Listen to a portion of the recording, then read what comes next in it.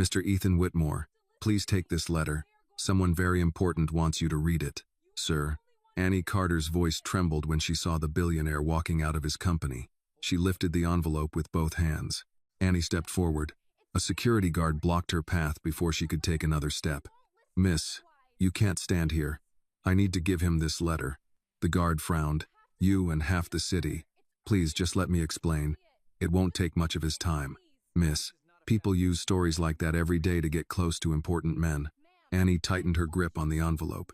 This is not a story. Then leave the letter at the front desk. She asked me to put it in his hands. And who exactly are you? Someone who sat beside her when no one else did. Ethan had been about to step into the back seat of a Blacktown car.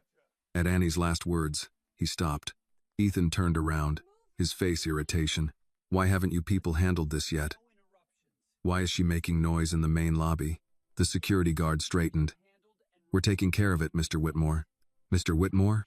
If you don't read this, sir, you're going to regret it. And someone who is waiting for you won't be able to leave this world in peace. He looked her over. You have 10 seconds. Annie held out the envelope. It's from your mother. She wanted you to read it. Ethan did not take it. My mother lost the right to ask me for anything 30 years ago. Annie kept the letter raised. She's in the hospital. A lot of people are in hospitals. She really wants to see you. Ethan gave a short laugh. Of course she does. Annie blinked. What does that mean? It means people like you usually come with a dying mother, a tragic letter, and a request for money. I didn't ask you for money. Not yet. And you and that woman don't even know each other well enough for you to be this eager to help her. I came because she begged me. And how much did she pay you to say that? Annie looked straight at him. Nothing. She doesn't even have enough strength to hold a spoon. You may not believe me, but I would never use someone else's illness just to get attention. Ethan gave her a thin, doubtful look. That's an interesting excuse, young lady. You know what? If I believed the word of someone like you, I'd lose an entire day listening to a crowd of people telling me lies just like that. Then don't believe me, she said. Believe the letter. Ethan's eyes moved to the envelope. He turned to the guard. Get her out. The guard reached for Annie's arm. Please, she said, and she hated how small the words sounded. She doesn't have much time. Annie hesitated, then forced the words out. She's not okay. She may not make it much longer, sir. Ethan was already turning back toward the car. That was when Annie reached into the front pocket of her hoodie and pulled out the photograph. In it, a younger woman with soft eyes held a little blonde boy on her lap. The boy wore a red shirt and had one hand around her neck. Annie held it up. She told me to show you this if you wouldn't listen. The careful voice of his assistant saying, Mr. Whitmore, we're late. He stepped toward her. Where did you get that? From her. From who? Margaret. Annie lowered the picture just a little. She said you were 5. Summer of 1981. Then Ethan reached out, but not for the letter, for the photograph. Annie hesitated. You came all this way to find me, he said. Now you don't trust me with a picture? I promised her I'd put the letter in your hands. She didn't say I had to give you the only proof before you read it. What's your name? Annie Carter. And what are you to Margaret? I'm nobody, Annie said. My mother's in the bed next to hers. Ethan studied her. And you expect me to believe a stranger from a hospital became my mother's messenger? No, Annie said. I expect you to decide whether being angry is more important than being too late. Ethan finally took the envelope. Grace, he said. The woman in the navy suit stepped forward. Yes, sir? Cancel the first 20 minutes of my meeting.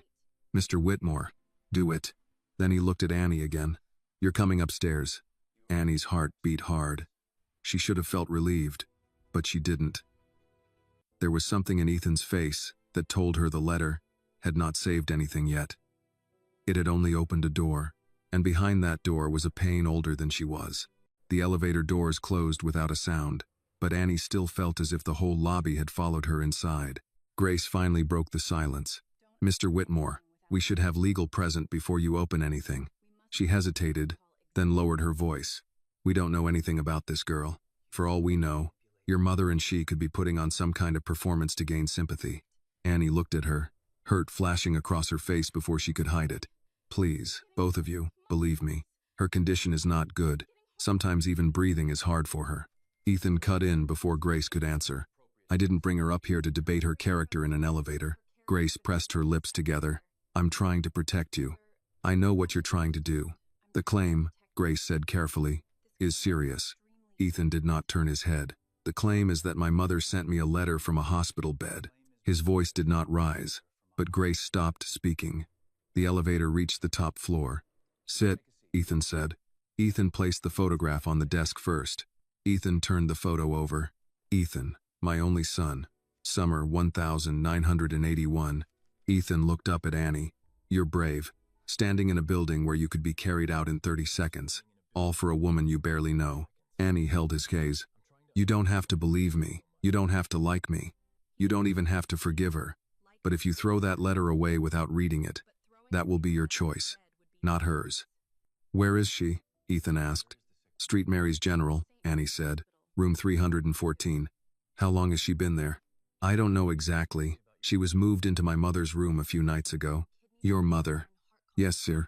What's wrong with her? Annie did not know why that question made her defensive. But it did. Kidney disease. Heart complications. Ethan watched her for a moment. And you just happened to become close to the woman in the next bed. I helped her with water, then with her blanket. Then she asked me to read to her. That's all? That's how it started. People don't send strangers to billionaires because someone brought them water. No, Annie said, keeping her voice steady. They do it when everyone else left them alone. Ethan's eyes narrowed slightly. He picked up the envelope, turned it once, and laid it back down. You understand why this looks convenient. Annie gave a tired breath. Sir, nothing about this has been convenient for me. Grace stepped forward. Annie, do you have identification? Annie opened her backpack, pulled out her state ID and hospital work badge, and placed both on the desk. You work there? He asked. Mornings. And the rest of the day? I'm with my mother. What did Margaret tell you about me? He asked. Annie looked at the envelope. Not much. That's hard to believe. She said you were her son. She said you hated her. She said you had a right to hate what you were told, but not the truth. That landed in the room and stayed there. Ethan's hand went still on the desk. What else? She asked me if a child could hate his mother forever. Annie hesitated, then added, last night, she told me, Ethan was my little boy before he became a billionaire in everyone else's eyes. Annie looked at Ethan carefully. And after every story she told me about her son, she always said she never stopped loving you. Ethan looked away first. Then he gave a faint laugh. Tell her she had years to explain. She never came looking for me. When I was 6, he said after a moment, I waited by the front window every Sunday because I thought she might come back. My grandfather told me not to make a fool of myself. He said she had chosen another life. Ethan continued, quieter now. By the time I was 10, I stopped waiting. By 15, I stopped asking. By 30, I had turned her into a lesson. What kind of lesson? Annie asked. He turned back. Never trust anyone who says they love you and then disappears. Annie held his gaze. Maybe disappearing wasn't her choice. His face hardened again, as if he regretted saying anything at all. You don't know that? No, sir. I don't. But she's lying in a hospital bed with your name on her lips. That has to mean something. It means she waited until the end. Maybe the end was the only time she had left. Grace inhaled. Mr. Whitmore. Grace. She stopped. Ethan unfolded the letter. At first, nothing changed. Grace took one step closer. Sir? Ethan did not answer. What does it say? Annie asked before she could stop herself. She says she didn't leave. Annie said nothing. She says my grandfather had her removed from the house after my father died. She says he threatened her. Lawyers. Police. Custody papers. She says she tried to come back. Grace looked stunned. Your grandfather? Ethan kept reading from the letter. She says she sent birthday cards, Christmas letters. She says she stood outside my school once and saw me on the playground. He stopped. Ethan sat down slowly behind his desk. That's not possible, he said. Annie leaned forward. Mr. Whitmore, she needs to say this to you herself. My grandfather raised me. Then maybe he also lied to you. Grace said softly. Annie, she wrote my name like this when I was little, he said. His phone buzzed on the desk. Grace glanced at it. The board is waiting. Ethan did not look at the phone. Annie's own phone rang from inside her hoodie pocket. The sound made her jump. She pulled it out and saw Street Mary's General Hospital on the screen. She answered, This is Annie. Yes, ma'am. I understand. I'm with him now. She ended the call and looked at Ethan. What happened? He asked. Annie's voice came out smaller than before. It's Margaret. They said if family wants to see her, they need to come now. The office went still. Ethan looked at the letter in his hand, then at the photograph on his desk, then at Annie. For the first time, she saw fear on his face. Not fear of losing money, not fear of scandal, fear of arriving after a door had closed forever. If this moment touched your heart, please like this video and let us know in the comments where you are watching from. And if you want to hear more emotional and inspiring stories like this, please subscribe to the channel and stay with us until the end. Ethan did not move at first. The phone call had ended. The office was quiet, and yet Annie could still hear the nurse's words inside her head. If family wants to see her, they need to come now. Grace looked from Annie to Ethan. Sir, the board is already waiting. I can move the first item, maybe delay them 20 minutes. But if you leave the building, I heard her. Grace stopped. Then what do you want me to tell them? Ethan looked down at the letter in his hand. Margaret's handwriting bent unevenly across the page, weak in places, darker in others, where the pen must have paused. He had spent most of his life refusing to say her name. Now her words were lying on his desk, and a girl he had insulted 10 minutes earlier was standing in front of him asking him to hurry before time ran out. He folded the letter carefully, but his fingers were not steady. Tell them something personal came up. Grace blinked. Personal? Yes. That is not an explanation they're used to receiving from you. Then they can enjoy the novelty. Annie held her breath. You're coming? Ethan looked at her, and the old hardness tried to return to his face. But it did not settle the way it had before. I'm not promising anything. I didn't ask for a promise. You asked me to believe a story that changes my entire life. I asked you to see a woman before she dies. That answer silenced him. Grace stepped closer, lowering her voice. Mr. Whitmore, at least let me send security ahead. If this is some kind of setup, Ethan turned to her. She works at the hospital. Her ID checks out. The call came from the hospital. And if an old woman in room 314 is part of a criminal operation, then I suppose I'll have to admire the planning. Grace did not smile. I'm serious. Suawi. He picked up the photograph and the letter, placed both inside the envelope, and tucked it into the inner pocket of his suit jacket. Then he grabbed his phone and keys from the desk. Annie moved toward the door too quickly, almost stumbling over the leg of the chair. Ethan noticed. When did you last eat? He asked. The question caught her off guard. What? You look like you're about to fall over. I'm fine. That isn't what I asked. Annie did not answer. She did not want this man, of all people, to see one more thing missing from her life. Grace, already back in assistant mode, spoke while typing on her tablet. There's a car downstairs. Driver is waiting. Street Mary's General is about 25 minutes if traffic behaves. Traffic never behaves, Ethan said. Annie followed them into the hallway. Her phone was still in her hand. She wanted to call her mother, but Linda needed rest.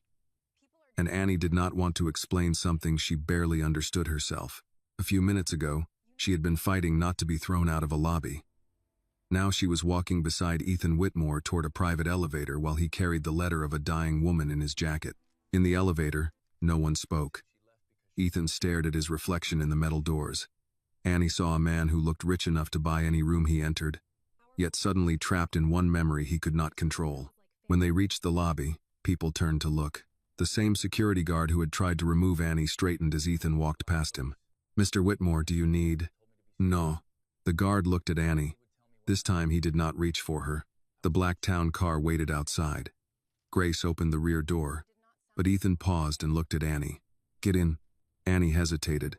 She had never sat in a car like that. The leather seats looked too clean, the dark windows too private.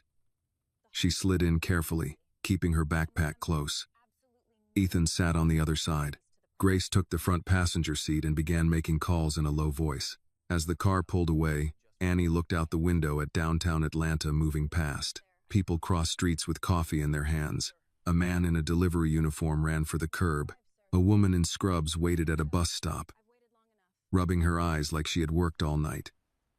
Annie knew that kind of tired. Ethan took the envelope from his jacket but did not open it again. He held it on his lap. "How long has she been sick?" he asked. "I don't know. She didn't tell me everything." "What did she tell you?" "That she was tired, that she had waited too long, that if you came, she didn't want to spend the time blaming anyone." Ethan's mouth tightened. "Convenient."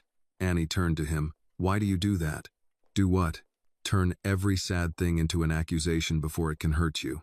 Grace went still in the front seat. Ethan looked at Annie as if no one had spoken to him that way in years.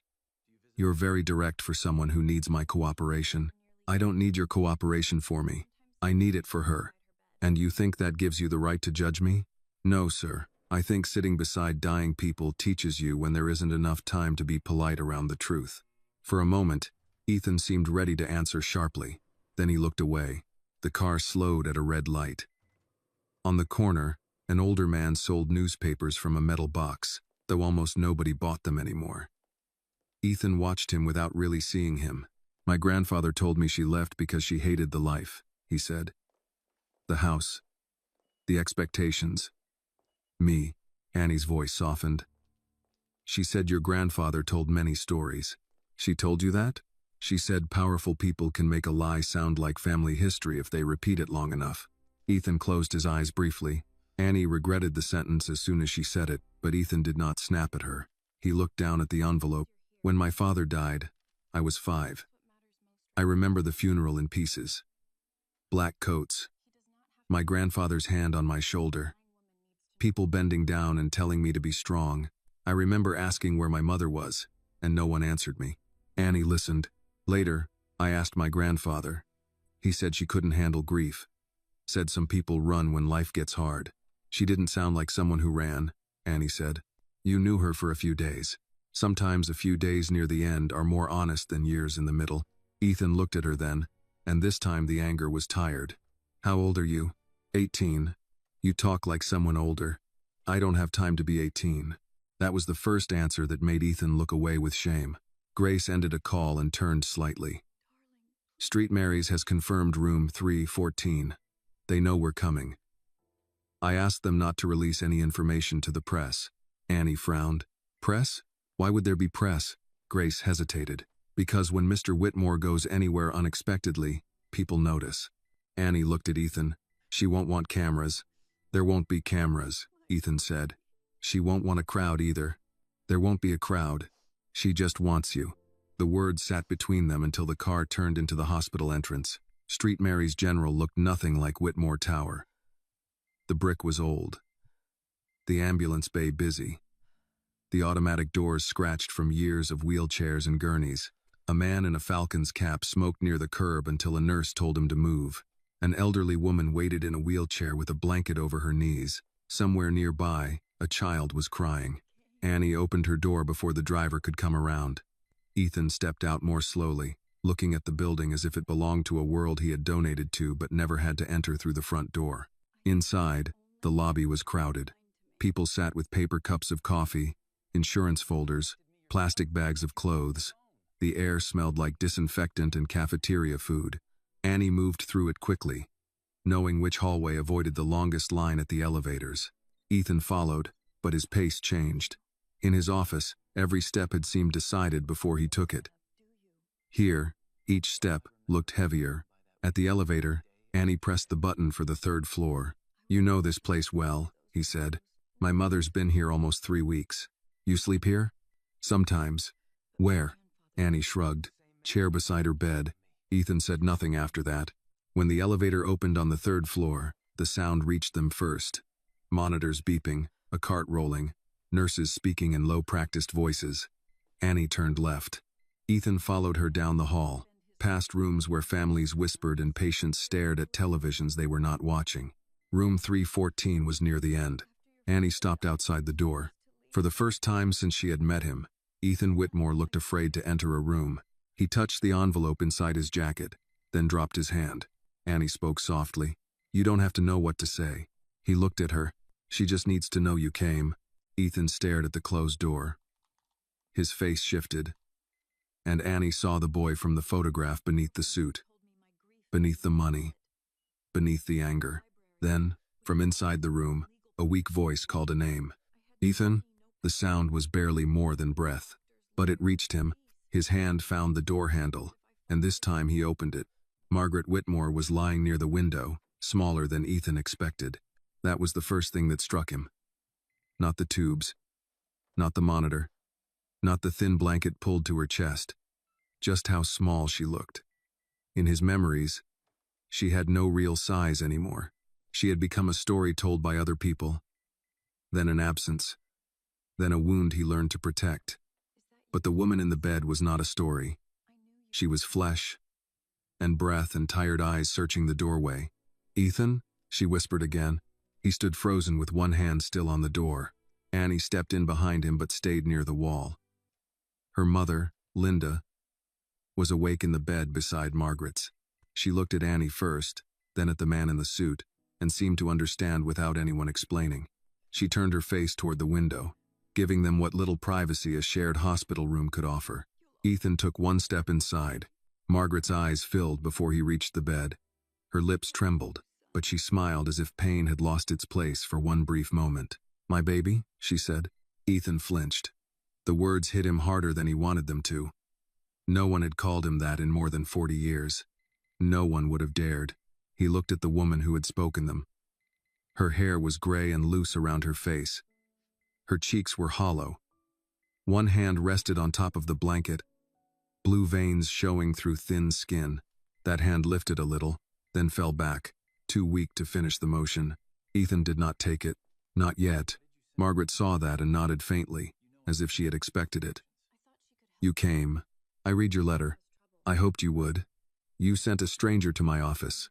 I sent the only person who was kind to me." Annie lowered her eyes. Ethan's mouth tightened. "You could have contacted me yourself." Margaret breathed in with effort. "I tried." The answer was so simple that it made him angry. "You tried? That's all?" Grace, standing just outside the door, looked uncomfortable, but Ethan did not notice her anymore. The room had narrowed to the bed and the woman in it. Margaret closed her eyes for a second. "I know what you believe." "Do you?" His voice stayed low, but the years behind it made it sharp.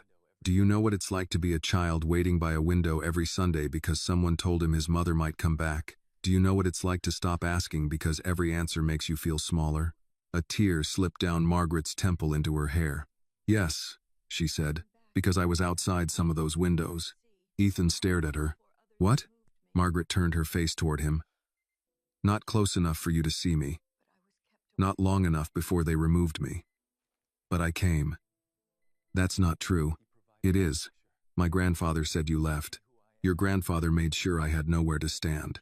Ethan gave a short, bitter laugh and looked away. "He raised me. He also took you from me." The monitor beside Margaret's bed kept its steady rhythm. Somewhere down the hall, a nurse laughed softly at something another nurse said, and the normal sound made the room feel even stranger. Ethan shook his head. "You expect me to believe Charles Whitmore, the man who kept this family together, spent his life lying to me?" Margaret's voice weakened, but her eyes did not. "He did not spend his life lying to you. He spent mine doing it." Annie glanced at Linda. Her mother's face was still turned away, but her hand had tightened around the bedsheet. Ethan took another step toward the bed. "Why?" "Because I was not what he wanted for you." "What does that mean?" Margaret swallowed. The effort seemed painful. Annie moved automatically toward the water cup, but Ethan reached it first. He picked it up, hesitated, then held the straw near Margaret's mouth. She looked at him with such gratitude that he almost pulled back. She drank a little, then whispered, "Thank you." He set the cup down, his face unreadable.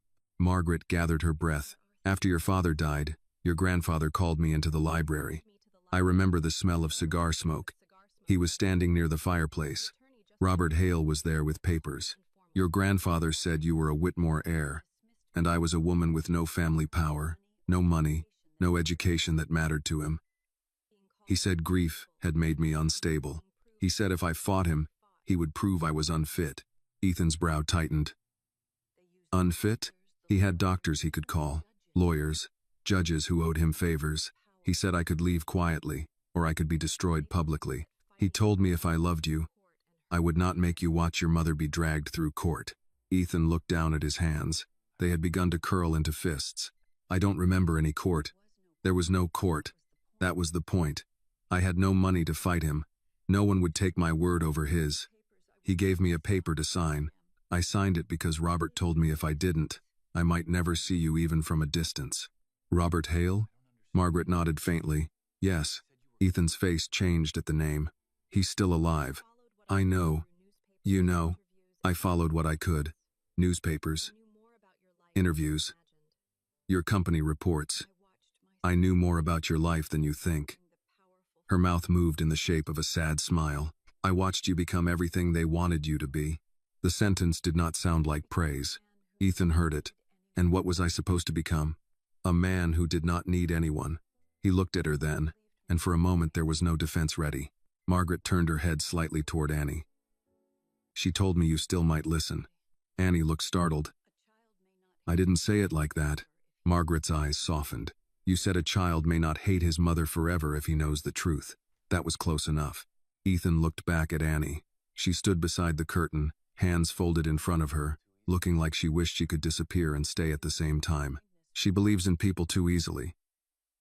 Ethan said. Linda spoke from the other bed without turning around. Her voice was weak but clear.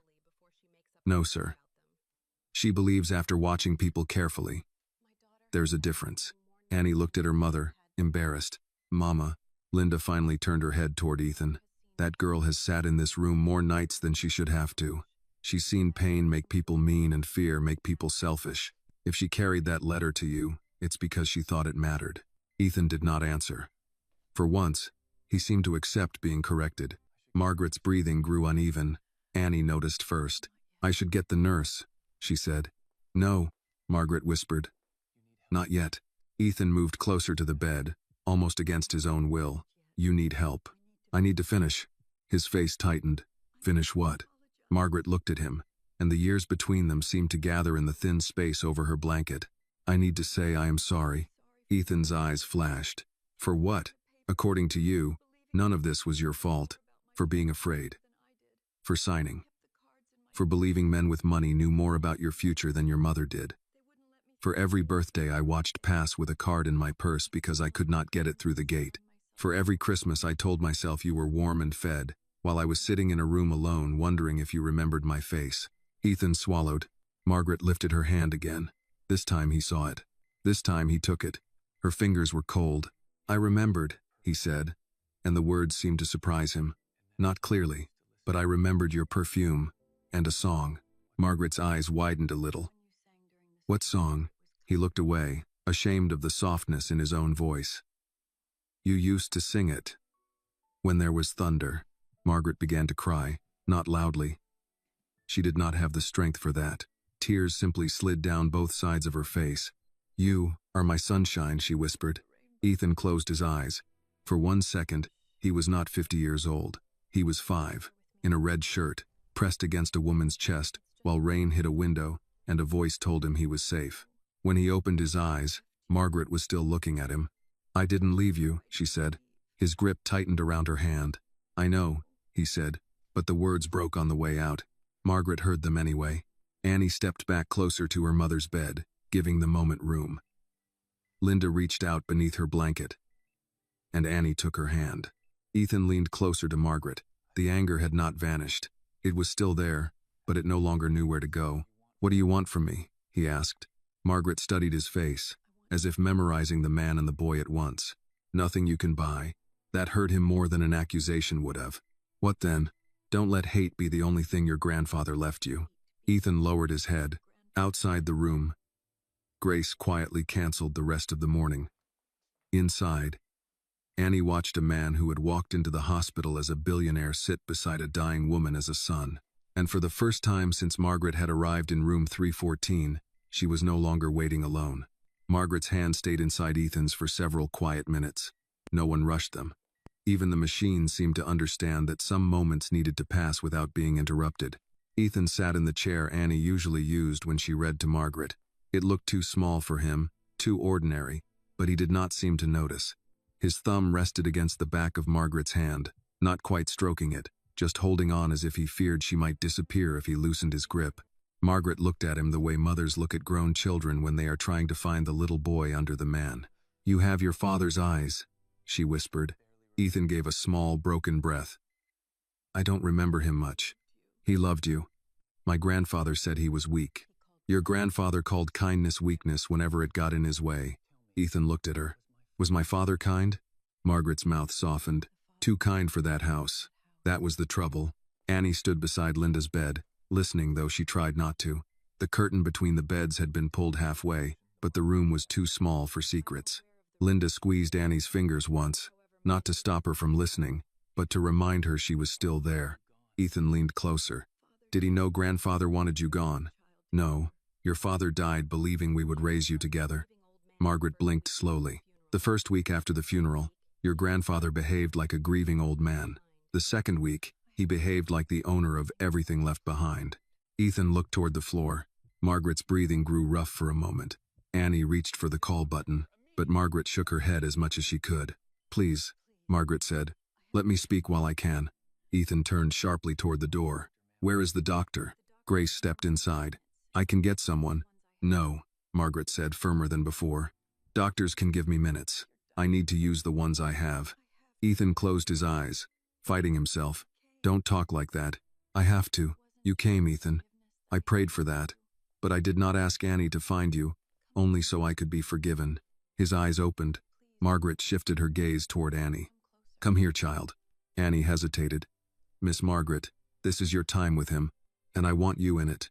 Annie moved closer, still holding Linda's hand until the distance made her let go. She stood near the end of Margaret's bed.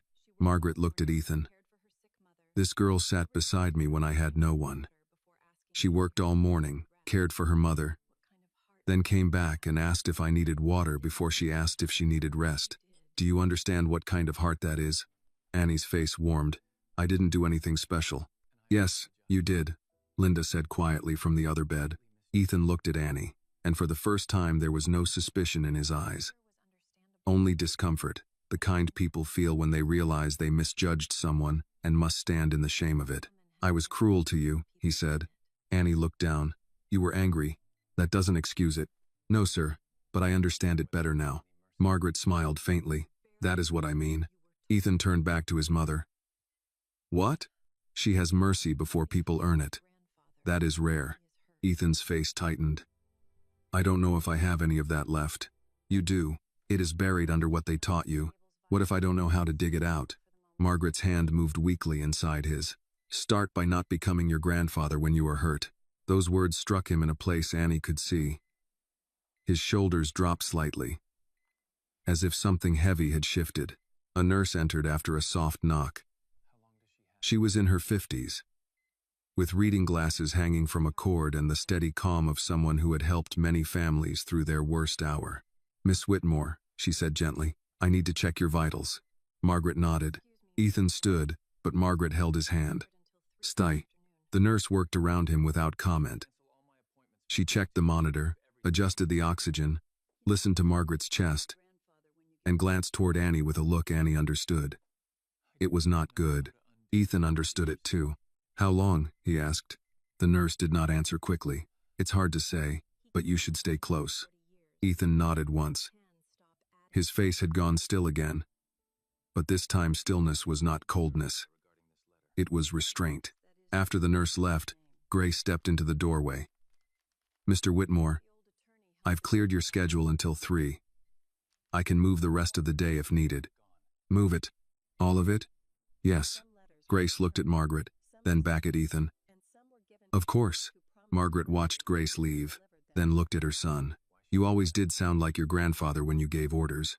Ethan almost smiled, though it hurt too much to become one. That isn't a compliment.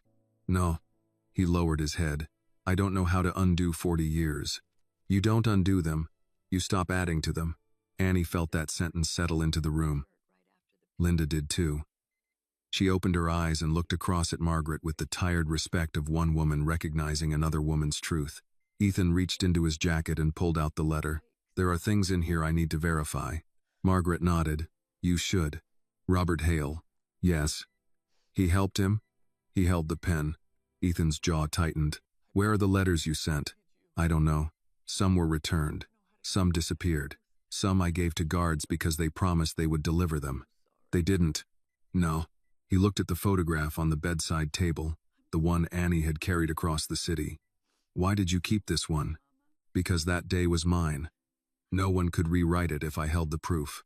Ethan picked up the photo. His fingers touched the edge carefully. "I remember the shirt," he said. Margaret's eyes brightened. "You spilled orange soda on it after the picture." He stared at her. "And you cried because you thought I would be mad," she said. "I told you shirts could be washed. But little boys should not be scared of mistakes." Ethan's mouth trembled before he pressed it closed. Annie turned away slightly, giving him what privacy she could. But Linda watched him, and her own eyes filled. Maybe every mother in that room knew the shape of what had been stolen.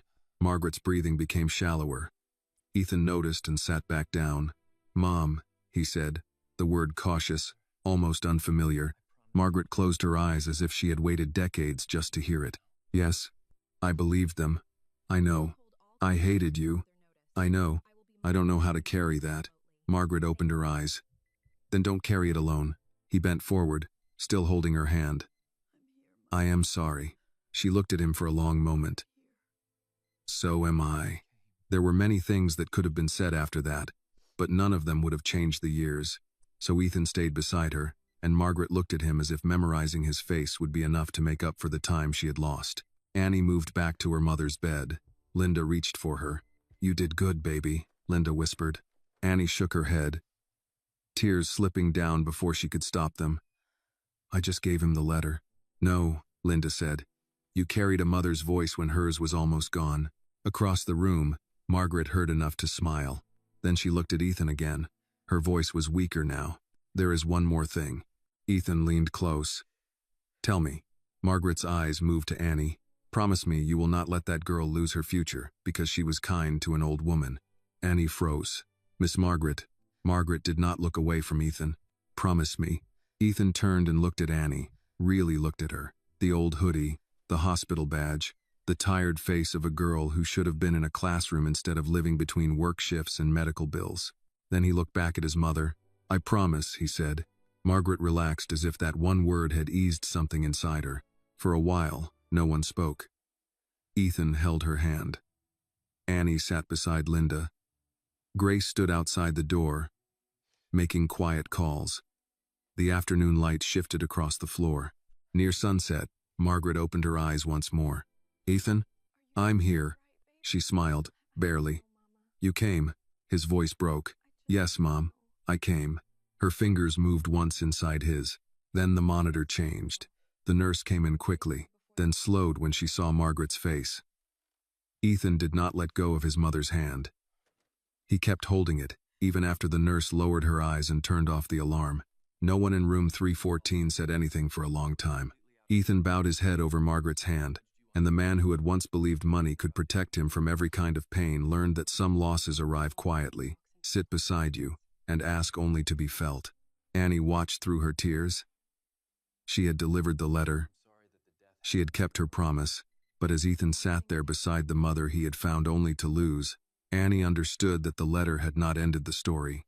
It had only told him where to begin. The hospital moved on because hospitals always did. A nurse closed Margaret's curtain halfway. Someone down the hall asked for ice chips. A doctor's pager sounded. The cleaning cart squeaked past room 314 as if nothing had changed. As if a mother had not just spent her final breath holding the hand of the son who had been taught to hate her. Ethan stayed seated long after the nurse left. His hand still held Margaret's, though her fingers had gone still. Annie did not speak. Linda did not speak. Even Grace, who seemed built from schedules and decisions, stood outside the doorway with her phone lowered, saying nothing to anyone. At last, Ethan placed Margaret's hand gently on top of the blanket. He did it with care, almost fear, as if one careless movement might erase the few minutes they had been given. "I need a moment," he said. His voice was rough. Grace stepped back. "Of course." Annie turned toward her mother's bed. Linda's eyes were wet, but she was watching Ethan with a mother's sorrow, not a stranger's curiosity. "Annie," Linda whispered. Annie came close and took her hand. "You all right?" Annie shook her head. "I don't know." Linda looked toward the curtain. "That poor woman waited a lifetime. I got there too late." "No, baby. You got there before the door closed." Annie swallowed hard. She wanted to believe that. She had brought Ethan. She had kept the promise. But watching Margaret die made the promise feel smaller than the loss. Behind the curtain, Ethan stood. The sound was slight, just the scrape of a chair leg. When he stepped out, something had changed in his face. Not softened exactly. More like stripped down. The man who had entered room 314 carried money, anger, suspicion, and a lifetime of wrong answers. The man leaving it looked as if most of those things had been taken from him, and he had not yet learned what remained. He looked at Annie. "I owe you an apology." Annie wiped her face quickly. "You don't have to do that now." "Yes, I do." Grace glanced at him, surprised. Ethan stood near the foot of Linda's bed, not too close, as if he had finally learned that not every space belonged to him. "I judged you before you finished speaking. I insulted you. I assumed you wanted something." Annie looked down. "Most people assume that when someone like me walks into a place like yours." He did not defend himself. That mattered. "I was wrong," he said. Annie nodded once. "Thank you." The words were simple, but Linda watched them as if they were larger. To her, an apology from a man like Ethan Whitmore to a girl like Annie was not small. It was a crack in a wall that had stood too long. Ethan turned to Linda. "Miss Carter." Linda adjusted herself slightly against the pillow. "Mr. Whitmore, I'm sorry this happened in your room." "This is a hospital," Linda said. "Hard things happen in every room." He accepted that quietly. Grace stepped in. "The hospital needs to know about arrangements. I can speak with administration." Ethan's jaw moved. "No, I'll do it." "Sir, I can handle." "I said I'll do it." But when he looked toward the nurse's station, Annie saw uncertainty. He had signed billion-dollar contracts, but he did not know how to claim a mother he had only just received back. Annie stood. "I can show you where to go." Ethan looked at her. "You've done enough. I know the desk, and they know me." For a moment he looked like he might refuse out of pride. Then he nodded. They walked out of room 314 together. Grace followed a few steps behind but gave them space. At the nurse's station, the charge nurse, Miss Alvarez, looked up and saw Annie first. Her face softened. "Oh, honey." Annie's throat tightened. "This is Mr. Whitmore, Margaret's son." The nurse's expression changed with recognition, then with something more personal. Not because of Ethan's name, but because she had seen Margaret waiting day after day. "I'm sorry for your loss, sir," Miss Alvarez said. Ethan stood very still. "Thank you. There will be some forms. We can give you a quiet room." He nodded, but his eyes moved back toward room 314. Miss Alvarez lowered her voice. "She asked about you often." Ethan looked at her. "She did?" "Yes, sir. Not in a way that made trouble. Just your name. Sometimes. When the pain was bad. When she was half asleep." The nurse glanced at Annie. This young lady was the one who stayed with her most. Ethan looked at Annie again, and this time the gratitude was harder for him to hide. In the small consultation room, Miss Alvarez placed a folder on the table and explained what needed to be done. Next of kin. Funeral home. Personal belongings. Hospital release. Ethan listened carefully, asking only necessary questions. He signed where she pointed, his handwriting sharp but slower than Annie expected. When the nurse left, Grace entered with a notepad. "I can contact a funeral director," she said. "There are several we've used for foundation events." Ethan looked at her. "Not foundation events. Grace. My mother." Grace lowered the notepad. "I'm sorry." He leaned back in the chair and rubbed his forehead. "I don't even know what she would have wanted." Annie spoke quietly. "She liked gospel music." Ethan looked at her. "She asked my mama to play some on her phone sometimes. Old songs. Not loud. She said it reminded her of Sundays before life got complicated." "Do you know which songs?" Annie nodded. "A few." Ethan's eyes lowered. "Write them down for me." "I will." "What else?" "She didn't like lilies. Said they smelled like people trying too hard." Grace looked up despite herself. Annie almost smiled, but it faded quickly. "She liked yellow roses," Annie added. "My mama said they looked cheerful." Miss Margaret said cheerful was something a room had to fight for. Ethan turned his face away, but not before Annie saw his eyes shine. "Yellow roses," he said. Grace wrote it down. The door opened softly, and Miss Alvarez returned with a clear plastic belongings bag. Inside were Margaret's few possessions: A worn sweater, a small Bible, reading glasses, a paperback novel, and a cloth pouch. Ethan stared at the bag. That's all? The nurse's face was gentle. That's all she had with her. Annie knew that look on his face. It was not only grief. It was shame. He owned towers with his name on them, and his mother had left the world with one plastic bag. Miss Alvarez set it on the table and left. Ethan reached for the cloth pouch. His fingers paused before opening it. Inside were several folded papers, a thin gold chain, and a stack of old photographs held together with a rubber band. He lifted the first photo. A younger Margaret stood outside a small house, holding baby Ethan. In another, Ethan sat in grass with orange soda on his shirt. In another, he slept against her shoulder. Ethan touched the edge of that picture. She kept these, Annie said. She looked at them every night. He closed his eyes briefly. Under the photographs was a folded envelope with his name on it, but this one had not been sealed. Ethan opened it. Inside was a short note. He read it silently, then passed it to Annie without saying why. The note said, "If he comes too late for forgiveness, tell him I forgave him before he knew he needed it. If he comes in time, let me say it myself." Annie handed it back. Ethan's voice was low. "She forgave me before I even showed up." "She was your mother," Annie said. He looked at her. "Is it that simple?" "No, but maybe that's why it's true." For a long while, Ethan said nothing. Then his phone rang. He looked at the screen and ignored it. It rang again. Grace checked hers. "It's Robert Hale's office," she said. Ethan's face changed. Annie noticed. "Who is that?" Grace answered before Ethan could. "Family attorney. Retired mostly." Ethan stared at the phone until it stopped ringing. Then he picked it up and called back. Grace stiffened. "Sir?" Ethan put the phone to his ear. His voice, when he spoke, was controlled again. But this time control had a purpose. "Robert, it's Ethan. My mother died today." Silence. "Yes, Margaret." Another silence. Ethan's eyes hardened. "I have her letter, I have her photographs, and now I have questions." Annie watched him from across the table. "No," Ethan said. "Not tomorrow, not next week. Today." He ended the call. Grace held his gaze. "What did he say?" Ethan placed the phone on the table. "He said my grandfather did what he thought was necessary." The room went cold. Annie understood then that Margaret's death had not closed the wound. It had opened the investigation. Ethan gathered the letter, the photographs, and the small Bible into the belongings bag with careful hands. Then he stood. "Grace, cancel the day. All of it. Have the car brought around." Grace nodded. "Where are we going?" Ethan looked at the note Margaret had left him. "To find out how many people helped steal my mother from me." Ethan did not ask Annie to come with him. At first, she thought that was the end of her part. She had delivered the letter. She had brought him to the hospital. She had watched Margaret die holding her son's hand.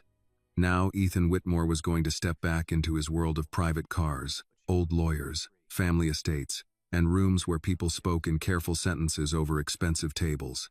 Annie belonged in room 314, beside her mother. But when Ethan reached the hallway, he stopped and looked back. Annie. She was standing near the nurse's station with Margaret's empty water cup still in her hand. She had picked it up without thinking. "Yes, sir." He looked at the cup, then at her face. "You don't have to come. But some of what we may find belongs to the woman who trusted you. If you want to stay with your mother, I understand." Annie glanced toward room 314. Linda was resting.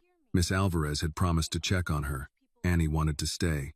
She also wanted to run from all of it, to sit beside her mother and pretend the day had not become larger than anything she knew how to carry.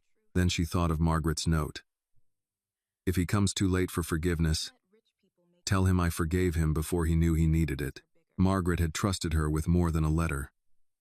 She had trusted her with the last honest bridge between a mother and a son. "I'll come," Annie said, "but I need to tell my mother." Ethan nodded. "Of course." Linda was awake when Annie returned to the room. She looked tired, but her eyes were clear. "You going with him?" "For a little while." Linda studied her daughter. "You don't owe that family anything." "I know." "Then why?" Annie looked at the curtain around Margaret's empty bed. "Because Miss Margaret did." Linda reached for her hand. "Keep your phone on." "I will." "And Annie?" "Yes, ma'am?"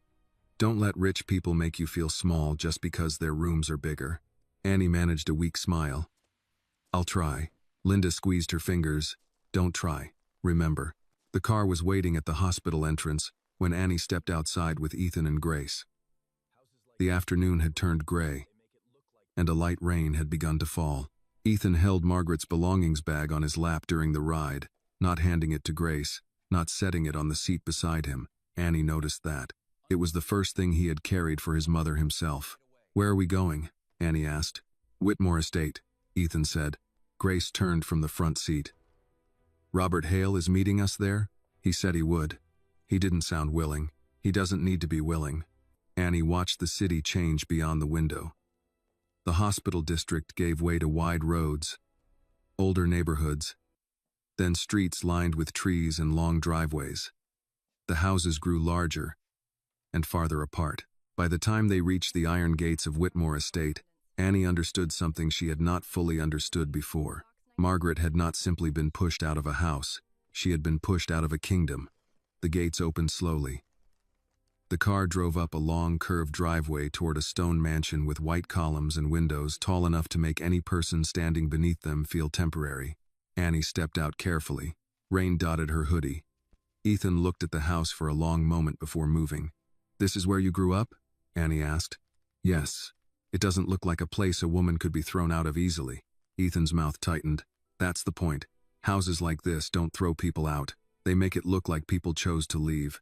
Inside, the air smelled of polished wood and old money.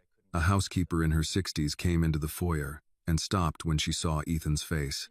Mr. Whitmore? Mrs. Bell, we need access to the archive room. Her eyes flickered toward Annie, then back to Ethan. To her credit, she did not ask questions. Yes, sir. I'll get the key. Grace removed her coat and checked her phone. Robert says he's 10 minutes out. Ethan looked up the staircase. Annie followed his gaze. At the top landing hung a large portrait of Charles Whitmore Sr. He had silver hair, a hard mouth, and the kind of eyes that seemed to judge people even after death. That's him? Annie asked. My grandfather. He looks like he expected everyone to apologize for breathing too loudly. For the first time that day, Ethan almost smiled. You're not wrong. Mrs. Bell returned with a brass key. She led them down a back hallway to a room Annie would have missed if she had been alone. It was not grand like the front of the house. It was narrow, windowless, lined with cabinets, shelves, and file boxes labeled by year. Ethan stood at the threshold. Grace looked at him. Sir? He entered. They started with the years after Ethan's father died. Grace read labels aloud. 1,980. 1,980. 1. Legal correspondence. Estate transition. Household staff. Ethan pulled down a box marked Personal, EW Minor Records. The label made Annie uncomfortable, as if the boy from the photograph had been turned into property. Inside were school forms, medical records, letters from boarding schools, birthday guest lists. Ethan searched with growing impatience until Annie noticed a smaller envelope tucked behind a folder. Mr. Whitmore, she said. He took it from her. Across the front, in old blue ink, was written, For Ethan. 6th birthday. Ethan did not open it right away. Grace had gone still. Annie spoke softly. You should. He slid a finger under the flap. Inside was a card with a small cartoon dog wearing a party hat. A folded note fell onto the table. Ethan opened it. His face changed as he read. What does it say? Grace asked. Ethan's voice was low. She says she hopes I still like red toy cars. She says she's sorry she can't bring my present herself. She says birthdays are proof a mother was once lucky enough to meet her child. Annie looked away. Ethan searched the envelope again. There was a store receipt, faded but readable, for a toy car bought in Atlanta 3 days before his birthday. Grace whispered, It was kept here. Ethan placed the card down as if it might tear under the weight of his hand. Then they found more. A Christmas card, a note for his 7th birthday, a short letter written after he broke his arm at school.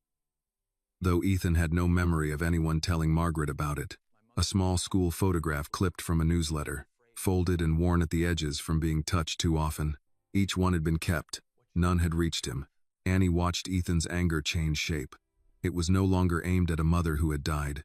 It was turning toward the house itself, toward the portrait in the hallway, toward every quiet drawer that had held back the truth. Mrs. Bell appeared at the door. "Mr. Hale is here." Ethan did not look up from the letters. "Bring him in." A few minutes later, Robert Hale entered the archive room with a cane in one hand and a raincoat over his arm. He was old, but not fragile. His white hair was neatly combed, his suit expensive, his eyes cautious. "Ethan," he said, "I'm sorry about Margaret." Ethan lifted one of the birthday cards. "Don't say her name like you have the right." Robert's mouth tightened. "You're grieving. This is not the time." "This is exactly the time." Grace stepped aside. Annie stayed near the table, unsure whether she should leave. Ethan seemed to sense it. "Stay," he said without looking away from Robert. Robert's eyes moved to Annie. "And who is this?" "The person who brought my mother back to me before she died." Robert looked uncomfortable. "This is a family matter." Ethan's voice sharpened. "Then speak honestly in front of the only person in this room who acted like family to her." Robert went quiet. Ethan spread the letters across the table. "How many did you intercept?" Robert looked at the cards, then at Ethan. "Your grandfather made decisions he believed were necessary." Ethan stepped closer. "I asked how many." Robert exhaled slowly. "I don't remember." "That's a lie. It was more than 40 years ago. You remember enough to call me today and defend him."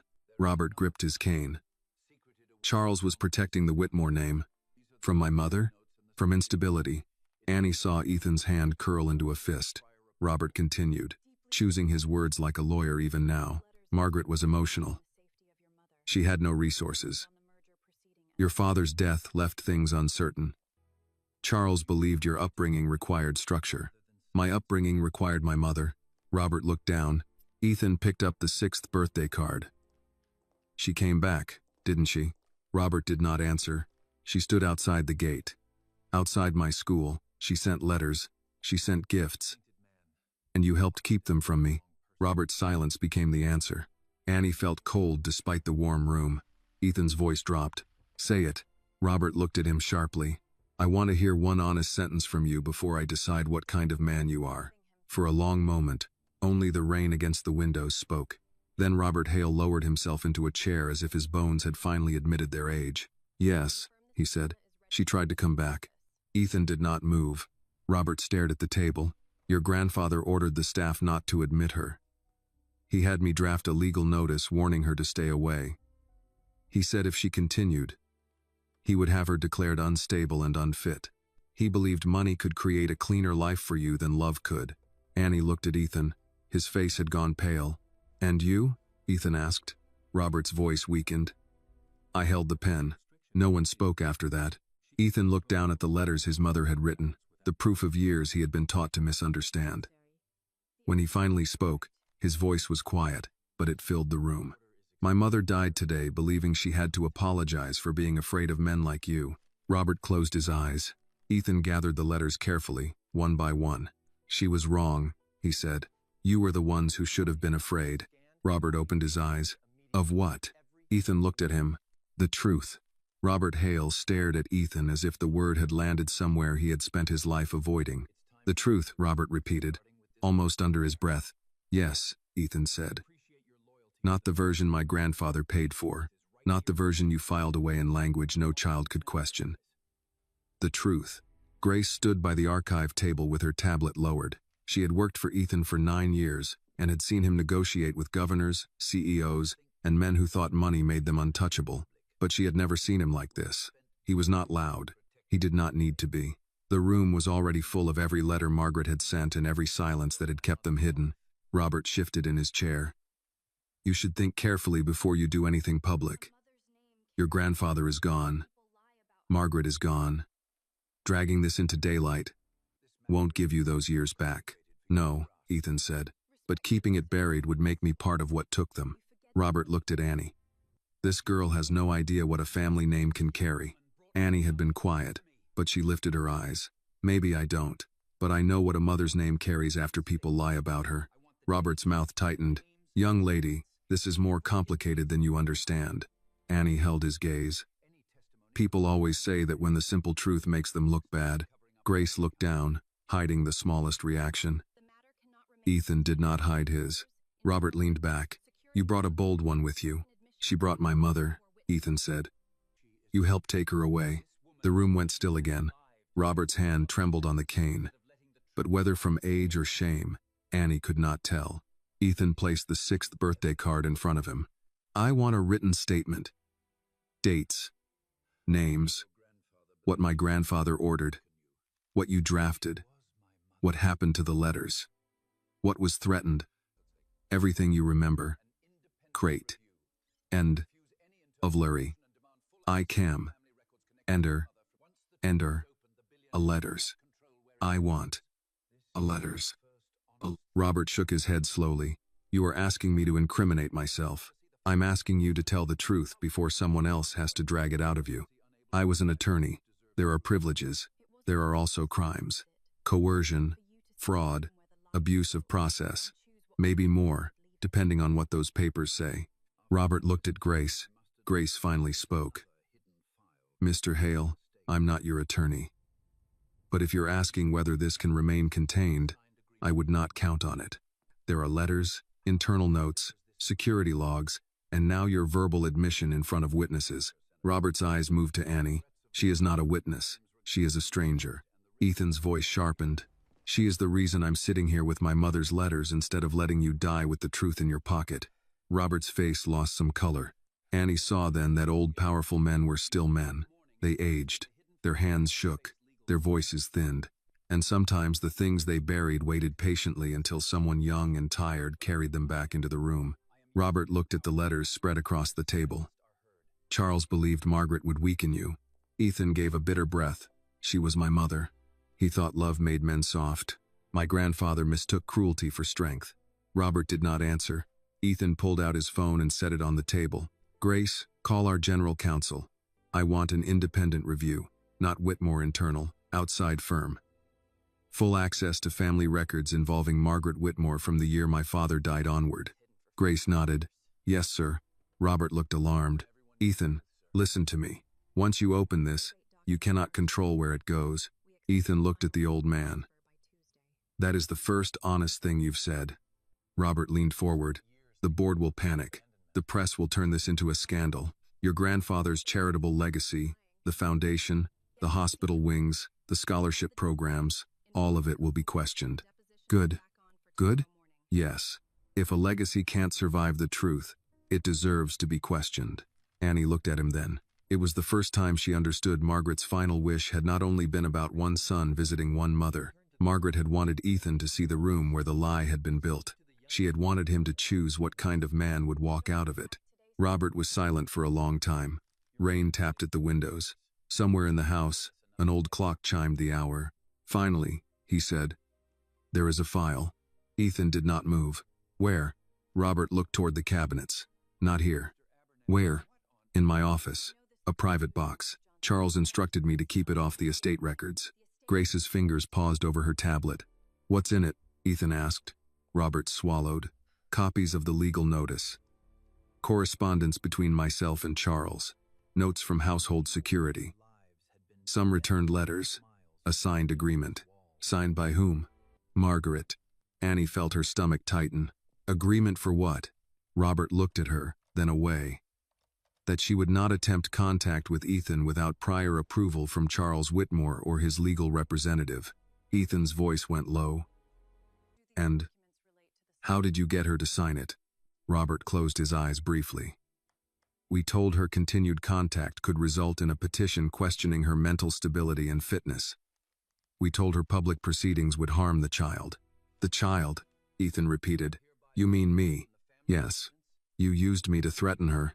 Robert had no answer. Ethan stood so quickly the chair moved back against the floor. Annie flinched, but he did not shout. He walked to the shelves and braced both hands on the edge of one cabinet, head lowered. Grace spoke carefully. Mr. Whitmore.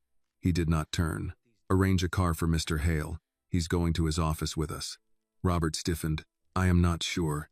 You just told me there is a file proving my mother was forced out of my life. You can walk us to it. Or I can have counsel subpoena it by morning.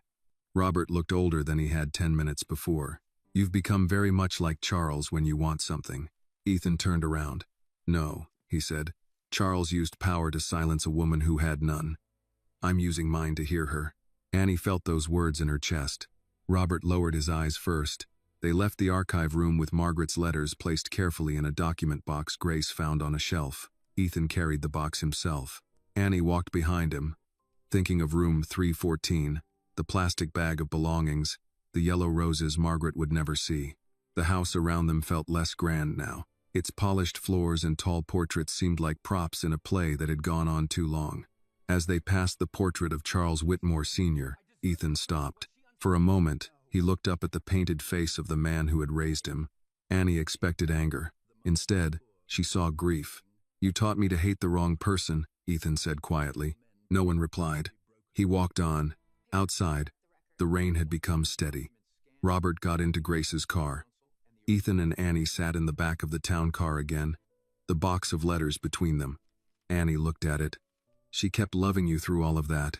Ethan did not answer at once. His hand rested on the lid of the box. I spent years thinking love was something people said before leaving. Annie watched the rain slide down the window.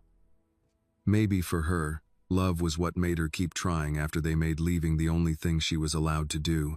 He looked at her. You really did listen to her. She didn't have many people to talk to. That should never have been true.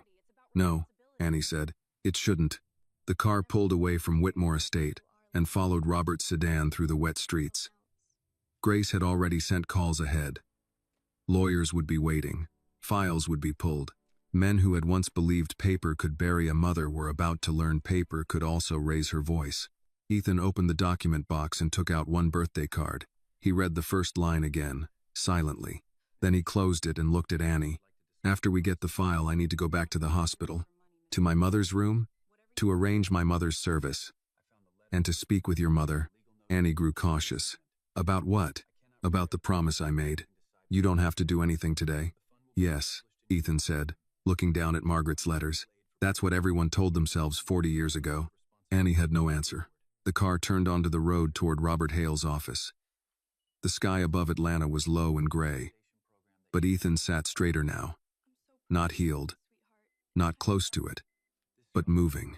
For the first time all day, Annie thought Margaret might have known exactly what she was doing when she placed that letter in the hands of a girl nobody powerful had expected to believe. Robert Hale's office was on the 4th floor of an old brick building near Buckhead, the kind of place that did not need a sign to tell people important men had worked there for a long time. The lobby smelled of leather chairs, floor polish, and old paper. Annie followed Ethan and Grace past a receptionist who stood too quickly when she saw Robert enter with them, rain still shining on his coat. Mr. Hale, the receptionist said, looking from his face to Ethan's. Is everything all right? No, Ethan said before Robert could answer, but it will be more honest by the time we leave. Robert gave him a tired look and led them down a hallway lined with framed certificates. Annie noticed how many names were written in gold. How many pictures showed Robert shaking hands with judges, governors, and men who looked like they had never waited in a hospital billing office. She wondered how many lives could be bent by people who smiled in photographs. Robert unlocked a private office at the end of the hall. It was neat, too neat, with shelves of law books and a large desk that seemed made to put distance between people. He crossed to a cabinet behind the desk and paused with one hand on the handle. Ethan said, "Open it." Robert did. Inside were rows of files, some labeled, some not. He reached behind the second row and pulled out a narrow gray box with no writing on the lid. Dust marked the top. He set it on the desk but did not open it. Grace placed her tablet on the table and began recording notes. For the record, Mr. Hale, are these documents related to Margaret Whitmore? Robert's eyes sharpened. Are you recording me? No. Taking notes. If you want this done formally, I can have counsel here in 15 minutes. Robert looked at Ethan. Ethan said, "Open the box." Robert removed the lid. For a moment, no one touched anything. Inside were folders tied with aging string, several envelopes, a copy of a legal notice, and a small brown package wrapped in paper. Ethan reached first for the legal notice. He unfolded it and read in silence. Annie watched his face. "What is it?" she asked quietly. Ethan did not look up. "A warning. It says Margaret was not to approach the Whitmore residence, school grounds, or any location where I was expected to be present, unless approved in writing by Charles Whitmore Sr. or his legal counsel. Grace's mouth tightened. On what grounds? Robert answered without looking at her. Emotional instability, potential disruption of the minor child's environment. Annie felt sick. She was a mother trying to see her son. Robert's voice was low. That was not how Charles framed it. Ethan lifted another page. And you signed this. I drafted it. You signed it. Robert looked at the paper. Yes. Ethan placed it down carefully, as if his anger needed order or it would break something. Grace pulled on a pair of gloves from her bag, the kind she used when handling old corporate records. She separated the folders. There are returned letters here. Ethan reached for them. One was addressed in Margaret's handwriting to Master Ethan Whitmore. The postmark was from December 1982. The front was stamped "Return to Sender." No such recipient at this address. Ethan stared at that line. I lived there, he said. Robert closed his eyes. Ethan opened the envelope. Inside was a Christmas card with a snowman on the front. The writing was careful. My dearest Ethan, I do not know if you remember the song I sang when storms came. I still sing it on nights when I miss you most. I hope someone lets you laugh today. I hope someone tells you you are loved. Merry Christmas, my sweet boy. Mama. Ethan's hand went to his mouth. He did not cry, but Annie saw him hold something back with effort. Grace's eyes were wet. She turned away under the pretense of checking another folder. Ethan opened another letter, then another. Birthday cards, Christmas notes. A letter written after Ethan started first grade. A note congratulating him on a school award Margaret had read about in a local paper. Every letter said some version of the same thing. I am here. I remember. I love you. None had reached him. Annie looked at Robert. How could you keep these? Robert sat down slowly. I told myself I was following instructions. That's what people say when they don't want to call it choosing. Robert looked at her, and for once he had no lawyer's answer. Ethan picked up the brown package. The paper cracked slightly as he opened it. Inside was a red toy car, still in its box, the plastic window yellowed with age. He stared at it. Annie remembered what Margaret had said through Ethan's letter. She had hoped he still liked red toy cars. Ethan held the box in both hands. I asked for one like this. Robert said nothing. I remember asking. My grandfather gave me a silver watch instead. Said toys were for boys who had nothing better to become. Annie looked at the little car and thought of a 6-year-old boy who should have been allowed to play. Ethan set it down. His voice changed. It became quieter, more dangerous. What else is in here? Grace opened the final folder. An agreement. Ethan took it. The paper was several pages long. Margaret's signature sat at the bottom, uneven and pressed hard into the page. Ethan read through the clauses. Annie could not understand the legal language from where she stood, but she understood his face. She agreed not to initiate contact, he said. Not to challenge custody. Not to make public statements. Not to appear near the home, school, or social functions. Robert said, under threat of court action. Ethan looked at him. Under threat of being declared unstable. Yes. Was she unstable? Robert's mouth opened, then closed. Ethan stepped closer. Was my mother unstable? No. The word was small, but it filled the office. Ethan nodded once, as if something inside him had finally found the shape of the lie. Say the rest.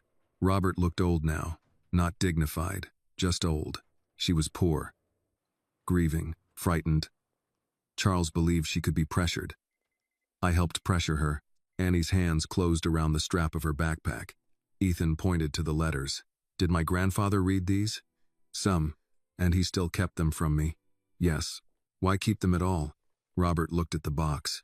Charles never destroyed things that might be useful later. He believed paper was control. Grace said quietly. Then paper can correct the record. Ethan turned to her. Scan everything. Today, outside counsel gets copies. I want originals secured. Robert straightened. You cannot just take files from my office. Ethan looked at him. They concern my mother and me. If you want to argue ownership, do it in writing. But understand something, Robert. I am done asking permission from men who used paperwork to steal my childhood. Robert's face flushed, but he did not stop him. Grace began organizing the documents. Annie helped without being asked, sliding envelopes into careful stacks by date. Ethan noticed her handling each letter gently, as if Margaret might feel it. "You don't have to do that," he said. "I know." "Then why?" "Because somebody should have treated these like they mattered." Ethan lowered his eyes. When the scanning was arranged and the documents placed into secure folders, Robert walked them to the door. He seemed smaller than when they arrived. At the elevator, he spoke to Ethan. "Your grandfather was not a monster every day." Ethan looked at him. Robert continued, "That is what makes men like him hard to judge. He could be generous, loyal, brilliant. He built hospitals, paid tuition, helped families, and then he could destroy one woman because she stood between him and the future he wanted." Ethan's answer was quiet. A man does not get to buy goodness in bulk and spend cruelty in private. Robert looked away. Outside, the rain had stopped, but the sidewalks were still wet. Ethan stood by the car with the document box in his hands. He seemed unable to set it down. Grace asked, "Back to the hospital?" "Yes," Ethan said. Then he looked at Annie. "Your mother should hear from you first. I don't want to walk into her room with decisions she hasn't been prepared for." Annie grew cautious. "What decisions?" "The promise I made to Margaret." "Mr. Whitmore, my mother doesn't like charity." "Neither do I," Ethan said. "Charity is easy. This is responsibility." Annie did not know what to say to that. On the drive back, Ethan kept one letter open on his lap. It was the Christmas card.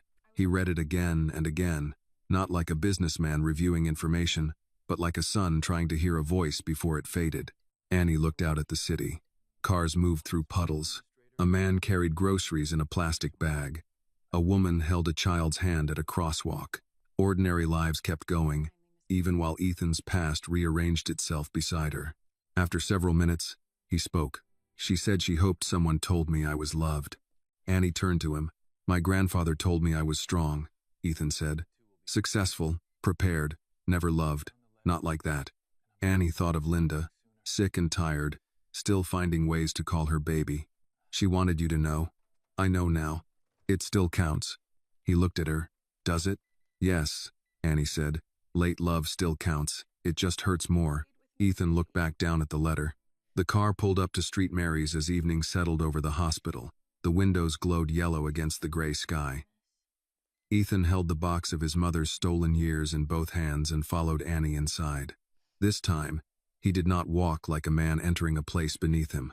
He walked like someone returning to the last room where the truth had been alive. Room 314 looked different when they returned. Margaret's bed had been stripped. The thin hospital blanket was gone. The pillowcase changed. The curtain pulled back as if the space had already been prepared for someone else's pain. Only the chair beside the bed remained where Ethan had sat, slightly angled toward the empty mattress. Annie stopped at the doorway. She had known hospitals moved quickly. She worked there. She had watched rooms turn over before families finished crying in the hallway. Still, seeing Margaret's bed empty made her chest tighten. Linda was awake, sitting higher against her pillows. She looked at Annie first, then at Ethan, then at the document box in his hands. "You found something," Linda said. Ethan stepped inside slowly. "Yes, ma'am." Linda's eyes moved to the empty bed. "About Miss Margaret?" "Yes." Annie went to her mother's side. "Mama, are you okay?"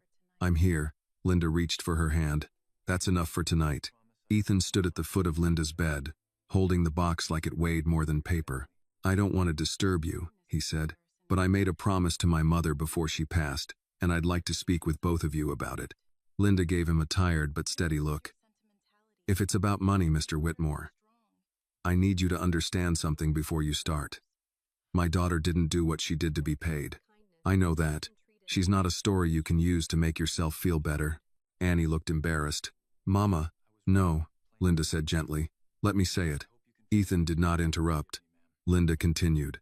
"People with money sometimes think kindness from poor folks is something they can purchase after the fact. Annie has been giving away pieces of herself since I got sick. I won't have anyone making her feel like she owes them gratitude for noticing." Ethan accepted the words without offense. That surprised Annie more than if he had argued. "You're right," he said, "and I'm sorry if I came in here sounding like that."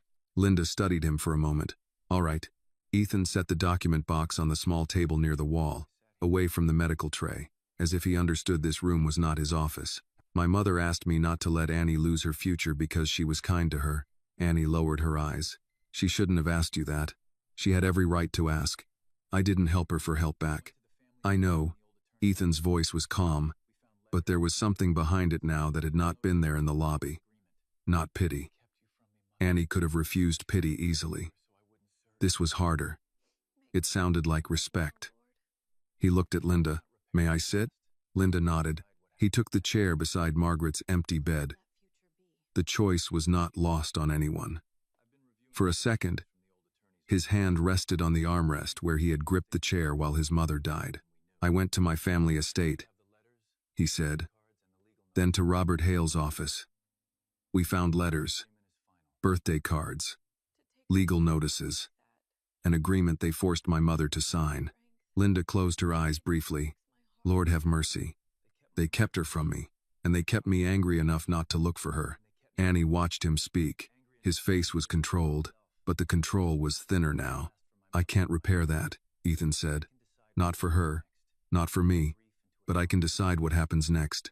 Linda's gaze sharpened. And what happens next? First, my mother's name will be restored publicly and legally.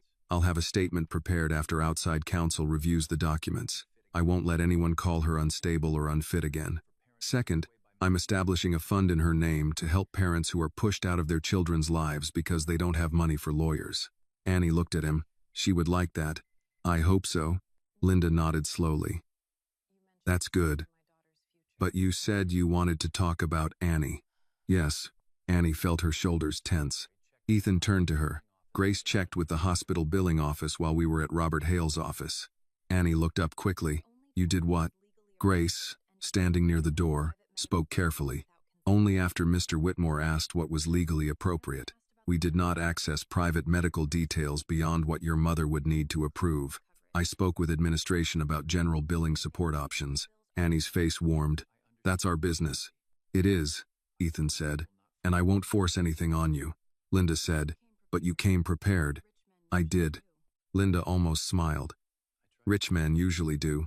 Ethan took that without flinching. Your current coverage is not enough for long-term treatment. That doesn't mean you failed. It means the system asks families to survive with one hand tied behind their backs and then calls them careless when they stumble. Linda's expression changed a little. She had expected Pride to defend her. She had not expected him to name the thing plainly. Ethan continued. Whitmore Foundation already funds patient support through several hospitals. St. Mary's is one of them. I'm expanding that support effective immediately. Your treatment can be covered through that program, with your consent. Not as charity to Annie. Not as payment for a letter. As medical assistance your family qualifies for, and should have had access to before tonight. Annie shook her head. That sounds too clean. It isn't. It's paperwork and approvals and people who should have made it easier before you were sleeping in chairs. Linda looked at Annie. Baby. Annie felt tears coming and fought them. She was tired of crying in front of him. I don't want her to feel like we traded Miss Margaret's pain for help. Ethan leaned forward. You didn't trade anything. You gave my mother what my family denied her, someone willing to listen. I'm not paying you for that. I'm making sure the consequences of your goodness don't crush you. Linda was quiet for a long time. Then she asked, what about school? Annie turned. Mama. Linda ignored her. She was accepted into the nursing program. Had to defer. Ethan looked at Annie. Nursing? Annie wiped her cheek. I wanted to. Before your mother got sick. Yes. Grace checked her notes. Atlanta Community College nursing program? Annie stared at her. How did you?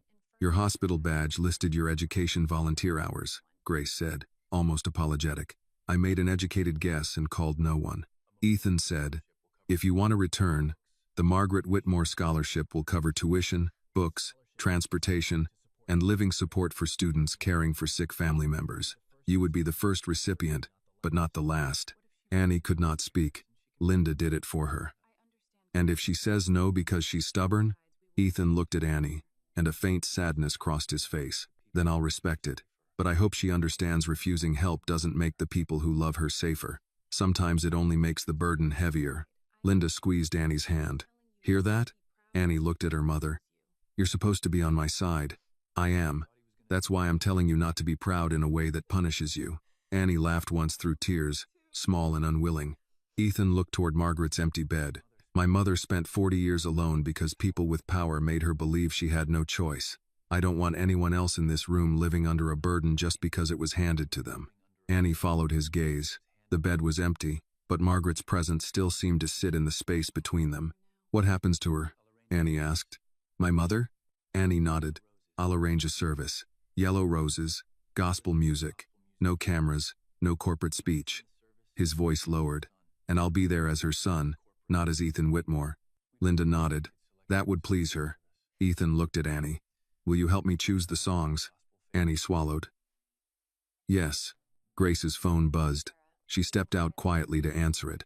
For a while, the three of them sat in the low light of room 314. Outside the door, the hospital continued with its ordinary griefs. Inside, something had shifted.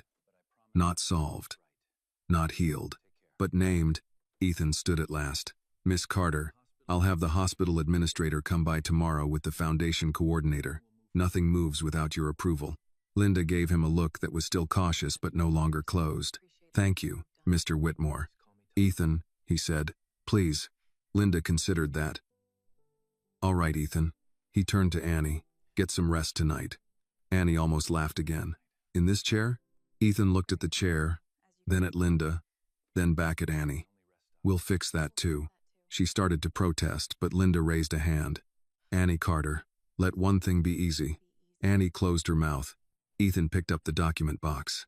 At the door, he paused and looked once more at Margaret's empty bed. I found your letters, he said softly.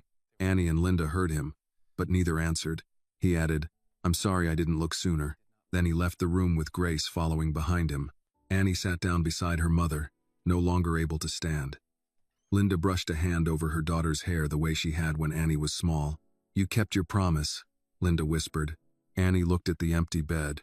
No, she said. I think Miss Margaret kept hers. Linda's hand stilled. What promise? Annie leaned back in the plastic chair, exhausted to the bone. That love would find him, even if she had to send it through somebody else.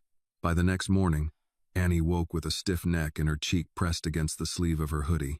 For a few seconds, she did not know where she was. Then the sounds came back. The monitor beside Linda's bed, the cart in the hall, the nurse asking someone 2 rooms down if they had eaten breakfast. Room 314 had returned to its ordinary rhythm, except for the empty bed by the window. Annie looked at it before she could stop herself. The mattress had been made. The pillow sat flat and clean. There was no water cup on the table now, no paperback novel, no small hand reaching toward the call button. Margaret was gone, and the hospital had already prepared the space for the next person who would need it. Linda was awake, watching her. You slept crooked, she said. Annie rubbed her neck. That chair hates me. That chair has been begging you to go home for 3 weeks. I don't listen to furniture. Linda smiled, but it faded when she followed Annie's eyes to the empty bed. She really is gone, Annie whispered. Yes, baby. Annie sat up, pulled her knees close, then remembered she was not a child anymore, and put her feet on the floor. It feels wrong that everything keeps going. That's how grief starts, Linda said. The world keeps moving before your heart agrees to it. A nurse came in with Linda's morning medication and a small tray of food. Oatmeal, toast, fruit cup, coffee. Linda was not allowed to drink, but always sniffed as if smelling it counted. Annie helped adjust the tray. You need to eat too, Linda said. I will. When? When somebody invents a breakfast I can afford. Linda gave her a look. Before Annie could answer, there was a knock at the open door. Grace Miller stood there with a woman in a gray blazer and a man carrying a folder. Grace looked less sharp than the day before, as if she had slept little and thought much. Good morning, Grace said. May we come in? Linda glanced at Annie, then nodded. Come on. Grace introduced the woman as Karen Wells, the patient support coordinator for Whitmore Foundation's hospital program. The man was from Street Mary's administration. They spoke gently, not quickly, and Linda listened with the wary attention of a woman who had signed too many forms without knowing what they would cost later. Karen sat near the foot of the bed. Miss Carter, nothing changes without your consent. The program can cover outstanding balances related to your current treatment and assist with ongoing care. We'll explain every document before you sign. Linda looked at Annie. Hear that? Explain every document. Annie nodded, though she was looking for the trap. Years of being poor had taught her that good news usually came with small print. Karen seemed to understand. You can take time. You can have another person review it. We can also connect you with an independent patient advocate. Linda's shoulders eased a little. That sounds fair. Grace looked at Annie. Mr. Whitmore also asked me to bring this. She handed Annie a paper bag from a diner down the street. Annie opened it and smelled eggs, grits, and a biscuit with butter folded into wax paper. Annie frowned. He sent breakfast? He said hospital coffee and vending machine crackers don't count as food. Linda laughed softly. The man ain't wrong. Annie wanted to refuse on principle, but her stomach made the decision before her pride could. She took the biscuit out. Tell him thank you, she said. He's downstairs, Grace replied. Annie looked up. Linda raised an eyebrow. Then you can tell him yourself. Annie found Ethan in the small chapel near the hospital lobby. He sat in the back pew with Margaret's document box beside him, and the red toy car in its yellowed package resting on his lap. The chapel was plain. Wooden cross, stained glass window, a few hymnals, a bowl of prayer cards near the door. Ethan did not look like he belonged there, but he looked less out of place than he had in room 314 the first time he arrived. Annie stood at the end of the pew. Grace said you were here. Ethan looked up. I didn't want to crowd your mother's room. She's talking to the coordinator. Good. Annie sat a careful distance from him. Thank you for breakfast. You looked like someone who argues with meals. I only argue when they come with strings. No strings. She looked at the toy car. You brought it back? I didn't know what else to do with it. Maybe keep it. I was thinking about putting it with her for the service. Annie considered that. She bought it for a little boy. Maybe the grown man should keep it. Ethan looked at her, then back at the box. I don't know how to be that boy anymore. You don't have to be him. Just don't throw away what was meant for him. He was quiet for a moment. Then he said, I'm holding a service tomorrow morning. Small, no press. Yellow roses. The songs you wrote down. Annie nodded. She liked His Eye is on the Sparrow. My mama played it for her twice. It's on the list. She also liked when the nurses joked with her. Said hospitals needed laughter because pain already had enough room. Ethan let out a short breath that was almost a laugh. That sounds like her. You only knew her yesterday. He looked at her. That's the part that keeps finding new ways to hurt. Annie did not answer right away. In the front of the chapel, a candle flickered, though no one seemed to have lit it recently. Ethan said, I met with outside counsel early this morning. The documents from Robert Hale are being reviewed. There will be a public correction about my mother. Not today. I want the service first. But soon. Will people believe it? Some will. Some won't. People like a clean villain or a clean saint. My grandfather was neither. But my mother deserves the truth on record. She deserves more than that. Yes, he said. She does. Annie studied him. What happens to Robert Hale? That depends on counsel. He signed a preliminary statement last night. I think he did it because he's old enough to fear judgment more than court. Is that enough? No, but it's a beginning.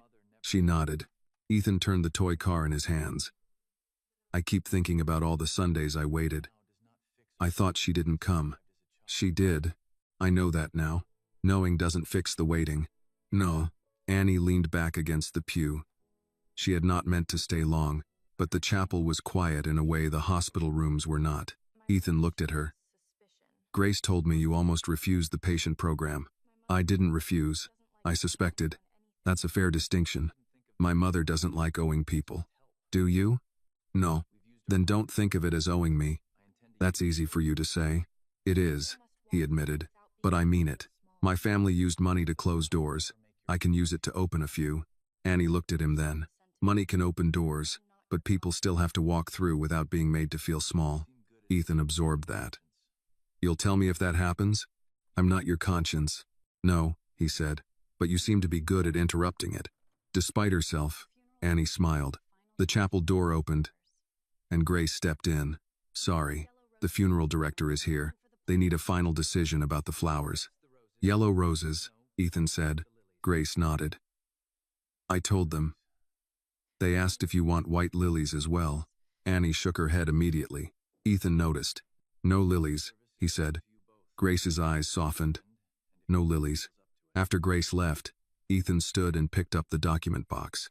Annie, he said, I'd like you and your mother at the service, if Linda feels well enough. Only if you want to come. She would want to. Your mother? Margaret, Annie said. She would want someone there who knew she liked yellow roses and hated lilies. Ethan nodded, and for a moment his face showed relief so plain that Annie looked away to give him privacy. When Annie returned to room 314, Linda was signing the first set of forms with Karen explaining each line. Annie stood in the doorway and watched her mother write her name slowly but firmly. For the first time in weeks, Linda was not looking at a bill like it was a sentence. She was looking at it like there might be a way through. That afternoon, Annie took the bus home for the first time in days to shower and change. The apartment felt smaller than she remembered, with dishes drying by the sink, mail stacked on the table, and Linda's sweater still hanging over the back of a chair. Annie stood in the quiet and cried harder than she had allowed herself to cry at the hospital. She cried for Margaret, for Ethan, for her mother, for herself, for every person who had ever been told to carry too much, and be grateful it was not heavier. Then she washed her face, found a clean black dress in the closet, and ironed it with careful hands. The next morning, she and Linda would attend Margaret Whitmore's service, and Annie had the feeling that when Ethan stood beside that casket, he would not only be burying his mother, he would be burying the lie that had kept her from being loved out loud. The service was held in a small chapel on the east side of Atlanta, not in one of the grand churches where the Whitmore name appeared on donor plaques. Ethan had chosen it after Grace read him 3 options, and Annie quietly said Margaret would have liked a place where people did not feel afraid to cry. The chapel had wooden pews, a plain cross, and windows that let in soft morning light. Yellow roses stood near the casket. No lilies, no cameras, no reporters, no company banners, just a few hospital staff members, Grace, Robert Hale in the back row, Annie, Linda, and Ethan. Linda had insisted on coming. Though the hospital had sent a wheelchair and a nurse to help, Annie sat beside her mother, one hand resting on the handle of the chair. She wore the black dress she had ironed the night before. It was not new, but it was clean, and Linda had smoothed the shoulders before they left room 314. Ethan stood near the casket before the service began. The red toy car sat beside a framed photograph of Margaret as a young woman holding him in her arms. He had decided not to bury the toy with her after all. Annie had been right. It had been meant for the little boy, but he placed it there for the service, so everyone would know she had remembered him. The pastor, an older black man with a gentle voice, opened with prayer. He did not speak as if he had known Margaret for years. He spoke honestly, saying some lives passed through the world quietly, and some wounds were never visible until the truth was allowed to stand near them. Then a woman from Street Mary's sang, "His eye is on the sparrow." Her voice filled the small chapel without forcing itself into any corner. Linda closed her eyes. Annie looked at the yellow roses. Ethan looked at the casket and did not move. When the song ended, the pastor invited Ethan to speak. For a moment, Ethan did not step forward. Grace looked worried. Annie did not. She had seen that same hesitation outside room 314. The fear before a door. This was another door. Ethan walked to the front with a folded paper in his hand, but when he reached the lectern, he did not open it. "My mother's name was Margaret Whitmore," he began. His voice was steady, but low.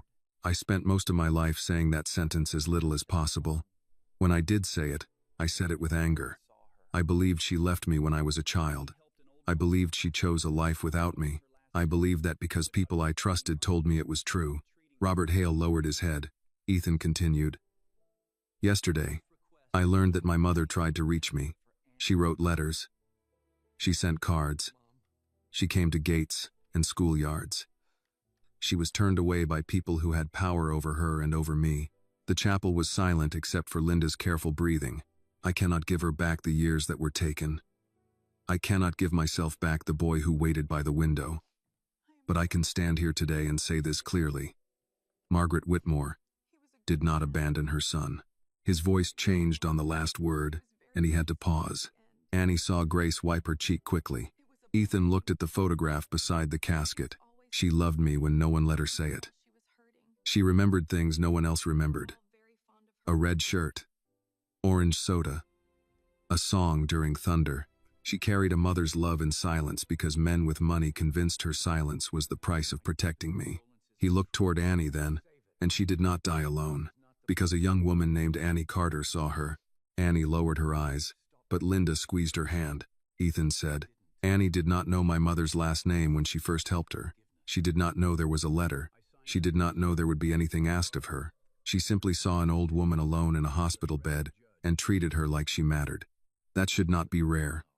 But too often. It is. He paused again. My mother's last request was not for money or revenge. She asked me not to let Annie lose her future because she had been kind. I intend to honor that. More than that, I intend to honor what my mother's life taught me too late, that power without mercy can turn a family into a prison, and truth delayed is still truth owed. Robert's hands tightened around his cane. Ethan finally opened the paper, looked at it once, then folded it again. Mom, he said, and the words seemed to cost him and heal him at the same time. I am sorry. I know you forgave me before I knew enough to ask. But I am asking now.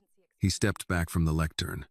The pastor placed a hand on his shoulder for one brief moment, the way older men do when words are not enough. After the service, people came forward quietly. Miss Alvarez from Street Mary's hugged Annie and spoke to Ethan. She was peaceful at the end, the nurse said. Ethan nodded. Thank you for caring for her. She made it easy, Miss Alvarez said. She was polite even when she was hurting. That tells you something about a person. Yes, Ethan said. It does. Robert Hale waited until most people had stepped away before approaching. Annie saw Ethan's body stiffen.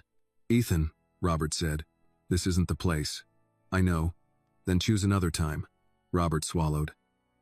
I only wanted to say that hearing you speak of her. I should have stopped him. Ethan looked at him for a long moment. Yes. You should have. Robert nodded as if he deserved nothing softer. I signed the full statement this morning. Grace has it. I know. I included the names of the guards, the physician Charles kept on retainer, and the judge he threatened to involve. Ethan's face remained controlled, but Annie saw the impact. More names meant more truth. More truth meant the lie would not die quietly. Why now? Ethan asked. Robert looked toward Margaret's casket. Because she is dead, and I am old, and those are poor reasons, but they are the honest ones. Ethan did not forgive him. Annie could tell. But he did not strike him with words either. Then be useful while honesty still matters to you, Ethan said. Robert lowered his head and walked away. Linda watched from her wheelchair. That man looks like he just found out regret has a weight. Annie murmured, Mama. What? It does. Ethan came over then. Miss Carter, thank you for coming. Linda looked at the casket. She deserved witnesses. She did. Linda tilted her head. You spoke well. I spoke late. Late is not the same as never. Ethan accepted that with a nod. Grace approached, holding a folder. The foundation board approved the emergency expansion this morning. Karen can begin the process for Linda's treatment as soon as you're ready. And the scholarship documents are drafted. Annie stiffened. Today? Grace looked apologetic. Not for you to sign today. Just ready when you are. Ethan turned to Annie. There is no pressure. Annie glanced at her mother. Linda said, Don't look at me like I'm going to rescue you from a blessing. It's a lot. It is, Ethan said. Take time. Annie looked toward Margaret's photograph. She really asked you to do this. She did. She barely knew me. She knew enough. Linda smiled faintly. Old women in hospital beds see more than people think.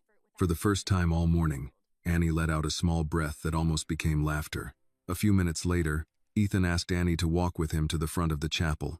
He picked up the red toy car from beside the photograph and held it out. I'm keeping it, he said. Good. But I wanted you to see something.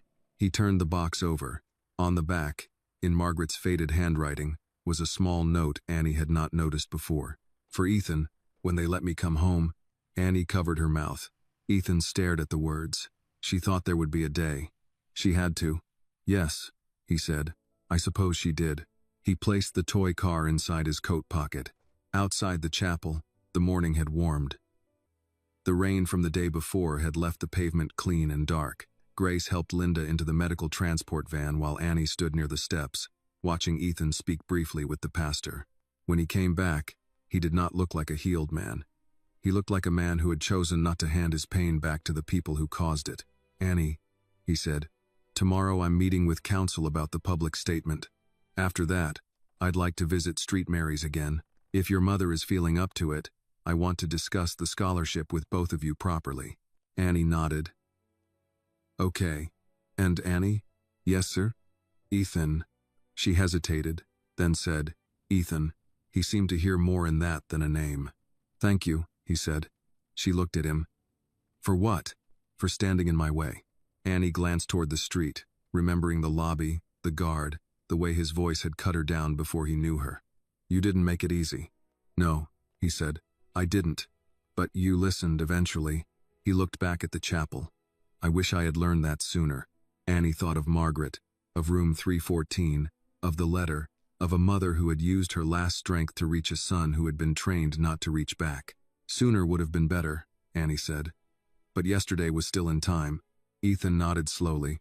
As Annie climbed into the van beside Linda, she looked through the window and saw Ethan standing alone on the chapel steps, one hand inside his coat pocket where the red toy car rested. For once, he did not look like a billionaire waiting for the world to move around him. He looked like a son learning how to carry love after the person who gave it was gone.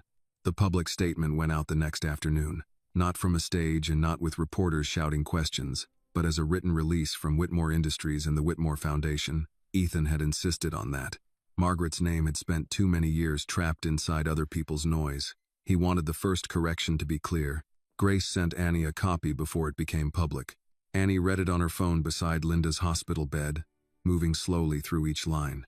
Margaret Whitmore, mother of Ethan Whitmore, was separated from her son under circumstances involving coercive legal pressure, family interference, and the withholding of personal correspondence. Records recently recovered confirm that Mrs. Whitmore attempted contact repeatedly over the years. The Whitmore family acknowledges the harm caused by those actions and will take steps to correct the public and private record. Annie stopped reading when her eyes blurred. Linda watched her. "What does it say?" Annie swallowed. "It says she didn't leave him." Linda closed her eyes. "Good. It says they're starting a fund in her name. That's good too." Annie looked at the empty bed by the window. A new patient had not been moved in yet. For once, room 314 had a little silence. She should have been alive to see this. Linda turned her head toward the window. "Maybe. But some women spend their whole lives planting trees they never sit under. Doesn't make the shade less real." Annie sat back. "You always know how to say things that hurt and help at the same time. That's motherhood." By evening, the story had spread across Atlanta. Local news stations picked it up. Then national outlets. The headlines were gentler than Annie expected. But not all of them. Some called it a family tragedy. Some called it a billionaire's reckoning. Some dragged up old photographs of Charles Whitmore Sr., praising his business legacy in one paragraph and questioning it in the next. A few people online accused Ethan of trying to polish his image. Others asked why it had taken so long. Annie stopped reading after 10 minutes. The truth was out, but the world still wanted to chew on it. Ethan returned to Street Mary's that night without cameras, without a large team, and without the hard expression Annie had first seen in the lobby. He carried a folder under one arm and the red toy car in his coat pocket. Annie knew because he touched that pocket when he paused outside room 314. Linda looked up when he entered. "Evening, Ethan." "Miss Carter, you look tired." "I am." "Good. Means you're still human." A faint smile crossed his face. "I've been accused of worse." Annie stood from her chair. "I saw the statement." Ethan nodded. "Did it feel right?" "It felt like a beginning." "That's what it is." He sat, not in Margaret's old chair this time, but in the visitor chair near Linda, as if he was careful not to turn the empty bed into something sacred no one could touch. Grace came in a minute later with Karen Wells from the foundation. Karen carried a slim folder, but she did not open it right away. Linda noticed. "You all brought paperwork again." Karen smiled. "Only the kind we explained first. That's the only kind I tolerate now." Ethan looked at Annie. "This is about the scholarship and your mother's care. Nothing needs to be signed tonight unless you both want to." Annie crossed her arms. "I thought the hospital's support was already handled. Your mother's immediate care, yes. Karen said. This is about long-term support, outpatient treatment after discharge, transportation to appointments, medication gaps, and caregiver relief. Caregiver relief? Annie asked. It means you don't have to be the whole system by yourself, Linda said, looking at her daughter. Karen nodded. Exactly. Annie did not like how fast tears came now. Before Margaret, she had been better at holding things in. Or maybe she had just been too tired to notice they were still there. Ethan opened his folder and took out one page. And this is the scholarship outline. Annie did not reach for it. He placed it on the rolling table instead of pushing it into her hands. Tuition, books, transportation, a living stipend, flexible scheduling support through the college. It will be available to students who are caring for a sick parent or close family member. You would be the first, but not the last. Linda looked at Annie. That sounds like something you would have prayed for if you weren't too stubborn to pray for yourself. Mama, what? I'm in a hospital bed. I'm allowed to say true things. Ethan watched them, and Annie saw something almost tender in his face.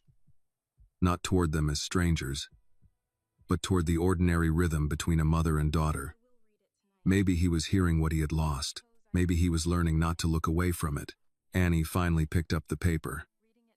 The words looked too official for the thing they promised. Margaret Whitmore Scholarship for Caregiving Students. She read that line twice. My name isn't on it, she said. No, Ethan answered. It shouldn't be. You're not a charity case. You're the reason it exists. Annie looked down. Karen explained the details slowly. Annie asked questions. Linda asked harder ones. Ethan let them. He did not rush. He did not check his phone. When Grace's phone buzzed twice, she silenced it without looking. After half an hour, Linda leaned back, tired but satisfied. I want an independent patient advocate to look at the care documents. Already arranged, Karen said. She can come tomorrow. Linda nodded. Then we'll talk tomorrow. Ethan stood. That's fair. Annie still held the scholarship page. What about school? I've been gone too long. Grace answered. I spoke with the nursing program office. Not about your private situation. Only about readmission timelines. You're still eligible to return next term if you complete the reactivation form. Annie stared at her. Next term? Yes. That's in 6 weeks. Yes. 6 weeks. Annie had measured life in shifts, bills, medication times, and bus transfers. 6 weeks sounded impossible, and close enough to touch. Linda's eyes filled. Baby. Annie pressed her lips together. What if I can't do it? Ethan said. Then you'll have help. What if I fail? Linda answered before he could. Then you'll fail at something that belongs to you. That's better than surviving only what sickness left you. Annie let out a shaky breath. That's not comforting. It isn't supposed to be. It's supposed to be true. Ethan glanced toward Margaret's empty bed. My mother believed you had a future. She said it when she could barely speak. I don't think she would have wasted breath on something she didn't mean. Annie looked at the paper again. For a moment, she saw Margaret's hand, thin and shaking, pushing the envelope toward her. She heard her voice asking for one last favor. She remembered the way Ethan had stood in the lobby, closed off and cruel, and the way he had changed when the truth reached him. Maybe futures were like that too. Closed until someone opened the first door. Annie folded the scholarship outline carefully and put it in her backpack. I'll read it tonight. Linda smiled. That means yes in Annie language. It means I'll read it. Same thing. Ethan did not push. Take your time. Before he left, he walked to the empty bed by the window. He stood there only a moment, then placed one yellow rose on the pillow. Annie had not seen it in his hand before. Linda watched him. You visit her here? Yes, Ethan said. I know she isn't here, but this is where I found her. Linda's voice softened. Then come when you need to. He nodded. At the door, Annie spoke. Ethan? He turned. Your mother would have liked the statement. I hope so. She would have corrected one thing. What? Annie glanced at the yellow rose. She wouldn't have wanted people to remember only what was done to her. She would have wanted them to know she was kind. Ethan looked toward the bed. Then we'll make sure they know. After he left, Annie sat beside Linda and opened the scholarship paper again. The hospital lights hummed overhead. Somewhere down the hall, a nurse laughed softly. Outside the window, Atlanta moved through the dark. For the first time in months, Annie looked at a piece of paper and did not see a bill, a warning, or a deadline. She saw a door. The independent patient advocate arrived the next morning with reading glasses, a canvas tote, and the calm manner of a woman who had spent years helping families say no to things they did not understand. Her name was Mrs. Denise Holloway. She was in her early 60s, wore a soft gray cardigan, and greeted Linda like they had met at church rather than in a hospital room full of forms. "Miss Carter, I'm here for you," she said, taking the chair beside the bed. "Not the hospital, not the foundation, not Mr. Whitmore. You." Linda liked her immediately. "Good," Linda said, "because people keep handing me papers like I'm supposed to trust ink just because it's printed straight." Mrs. Holloway smiled. "Ink has fooled better people than us." Annie sat near the window with the scholarship packet on her lap. She had read it twice the night before and once again before breakfast. Nothing in it looked like a trap, but that almost made her more nervous. For months, every official envelope had carried bad news: past due notices, insurance limits, appointment changes, medication costs. Now one paper claimed a door could open, and Annie did not know how to step through without feeling guilty. Mrs. Holloway reviewed Linda's care documents line by line. She asked Karen Wells to clarify 2 paragraphs, requested one phrase be rewritten in simpler language, and made sure Linda's consent could be withdrawn at any time. Ethan arrived while they were still reviewing the final page. He did not enter right away. He knocked softly and waited. Linda looked up. "Come in, Ethan. We're making your people work for their signatures. That's what they're paid for," he said. Karen laughed under her breath. Grace, standing by the door, gave the smallest smile. Ethan looked at Annie. "Did you read the scholarship documents?" "Yes." "And?" "I have questions." "Good." That answer unsettled her. She had expected persuasion, not patience. Mrs. Holloway looked over the scholarship packet next.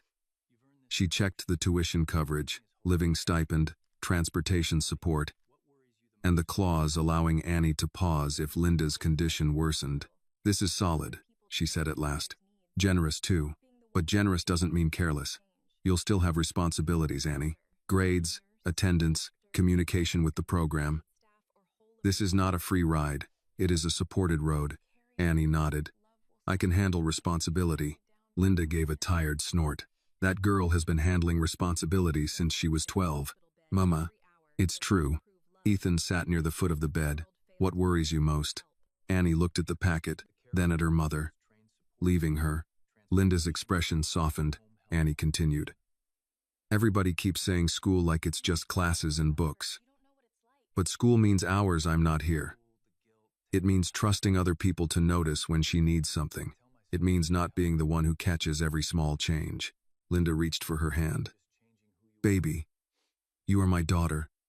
You are not my nurse, my doctor, my insurance company, my night staff, and my whole emergency plan. I know that." "No, you don't. You say you do, but you carry me like if you set me down for 5 minutes, love will stop counting." Annie's eyes burned. Ethan looked away, but the words had reached him too. Linda squeezed Annie's hand.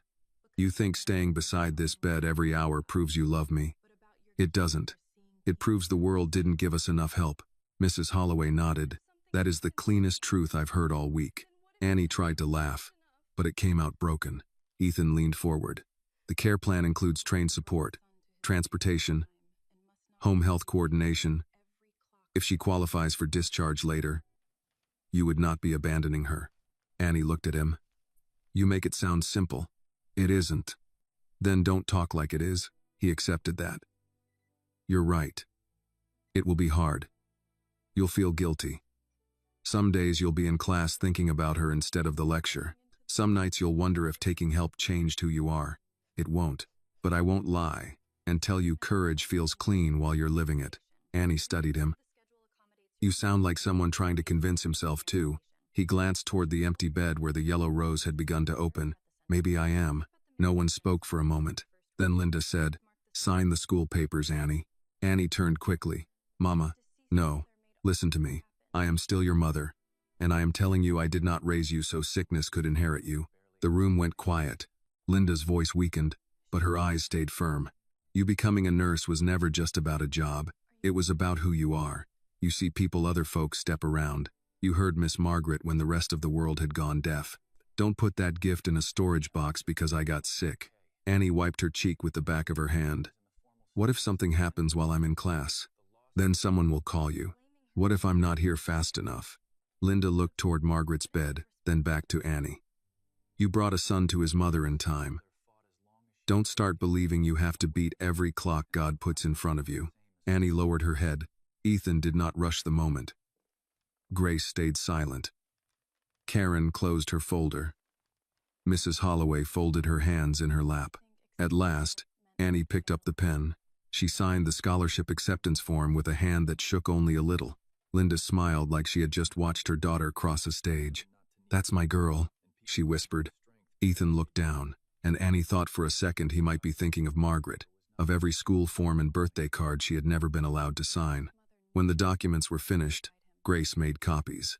Karen explained next steps: orientation, reactivation with the nursing program, a meeting with the dean, transportation arrangements, a part-time schedule built around Linda's care needs. Annie listened carefully, asking practical questions because practical questions kept her from crying again. After the others left, Ethan remained. Annie stood near the empty bed, looking at the yellow rose. She made all this happen. Yes, Ethan said. She barely had anything left. She had enough. Annie turned to him. Are you going to be okay? He seemed surprised by the question. I don't know, he said. That's honest. I have a meeting with council this afternoon. Robert's statement is being formalized. There may be lawsuits. There will be articles. People will defend my grandfather. Some will say my mother should have fought harder. Annie's face tightened. That's cruel. It is also predictable. What will you say? That she fought as long as she could against people who had more weapons, and that survival is not the same as surrender. Annie nodded slowly. She'd like that. I hope so. Linda had drifted to sleep. Her breathing was steady. Annie looked at her for a long moment, then picked up the scholarship packet and slid it into her backpack. I used to think help meant I failed, Annie said. So did I. She looked at him. You? My mother tried to reach me for years. I thought needing her meant I was weak, so I learned not to need anyone. People called that strength because it made money. And now? Now I think a child waiting by a window was not weak. He was just lonely. Annie's expression softened. She knew that boy was still in there. Ethan touched the pocket where he kept the red toy car. She saw more than she was allowed to say. A nurse came in to check Linda's vitals, and Ethan stepped back. Annie helped adjust the blanket, then moved aside. The scene was ordinary, but Ethan watched it as if ordinary care had become something sacred to him. When the nurse left, Ethan said, There's one more thing. Annie braced herself. What? The foundation wants to name the first scholarship publicly. I told them not without your permission. My name? Only if you agree. They suggested the Annie Carter Award. No. He nodded immediately. All right, she blinked. That's it? That's it. I thought you'd argue. I'm learning. Annie smiled a little. Good. What would you want instead? She looked at Margaret's empty bed. Name it for her. Just her. It already is. Then that's enough. Let girls like me get help without having to become a headline. Ethan held her gaze. Done. A few hours later, Annie walked Ethan to the elevator. Not because he needed direction anymore, but because neither of them seemed ready for the conversation to end at the room door. As they waited, he said, Orientation is next Monday. I know. You'll go? She looked at the closed elevator doors, seeing herself reflected faintly in the metal, tired eyes, old hoodie, backpack strap worn thin. Still Annie. But not only the Annie who had slept in a chair. I'll go. The elevator opened. Ethan stepped inside, then turned. My mother was right about you. Annie swallowed. She was right about you too. It just took you longer. For once, he did not look wounded by the truth. He nodded, and the doors closed. Annie walked back to room 314 with the scholarship papers in her backpack and fear still sitting in her chest, but beneath it was something she had not felt in a long time. Not certainty. Hope.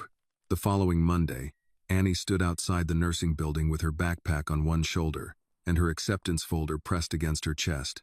Atlanta Community College did not look grand.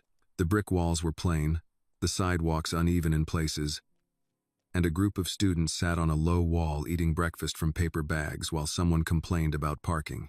But to Annie, the building might as well have been a gate opening after a long winter.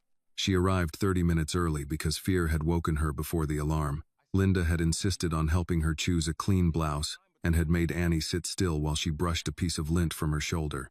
"You look like a nurse already," Linda had said from her hospital bed. "I'm not even through orientation. Doesn't matter. I can see where you're headed." Annie had tried to smile, but her throat tightened. Leaving the hospital that morning had been harder than she expected. Linda's new care plan had started. A home health coordinator had been assigned for when discharge became possible. A nurse would check on her during Annie's class hours. There were phone numbers taped beside the bed, transportation forms in a folder, and Mrs. Holloway's card tucked inside Annie's wallet. Still, when Annie stepped onto the bus, guilt sat beside her like another passenger. Now she stood on campus, watching students walk in with coffee cups, notebooks, earbuds, and the easy irritation of people whose lives had not recently been rearranged by a dying woman's letter. Annie envied them for a second. Then she remembered what Linda had said. "I did not raise you so sickness could inherit you." She took a breath and walked inside. The orientation room was on the second floor. A woman at the front table checked her name and handed her a packet. "Annie Carter?" "Yes, ma'am." "Welcome back, Annie." The words were simple. Annie almost cried anyway. She chose a seat near the middle, not in the back where she could disappear, and not in the front where she felt too exposed. Other students came in, some older than her, some with wedding rings, some with tired eyes she recognized. A woman in her 40s sat beside her and smiled. "First day nerves?" the woman asked. "That obvious?" "Honey, I'm holding my pen like it might run away." Annie laughed, and the sound surprised her. The program director began by talking about schedules, clinical hours, attendance, study groups, and the seriousness of patient care. Annie took notes carefully. Her handwriting was smaller than usual because her hand wanted to shake. When the director mentioned that nursing was not only science but attention, Annie looked down. Attention. That was how it had all started. A blanket on the floor. An empty cup. A woman everyone had walked past. During the break, Annie checked her phone. There was a message from Linda. "I'm fine." Nurse came. "Eat lunch. Do not call me every 10 minutes." Annie smiled through wet eyes. Another message waited below it. "Ethan, your mother is doing well this morning. Margaret would be proud of you." Annie stared at the words for a while before typing back. "Thank you. I made it to orientation." His reply came a minute later. "I never doubted you would." Annie slid the phone into her backpack before she could overthink the kindness in that sentence. Across town, Ethan Whitmore stood in a conference room at Whitmore Industries with Grace beside him and outside counsel on the screen.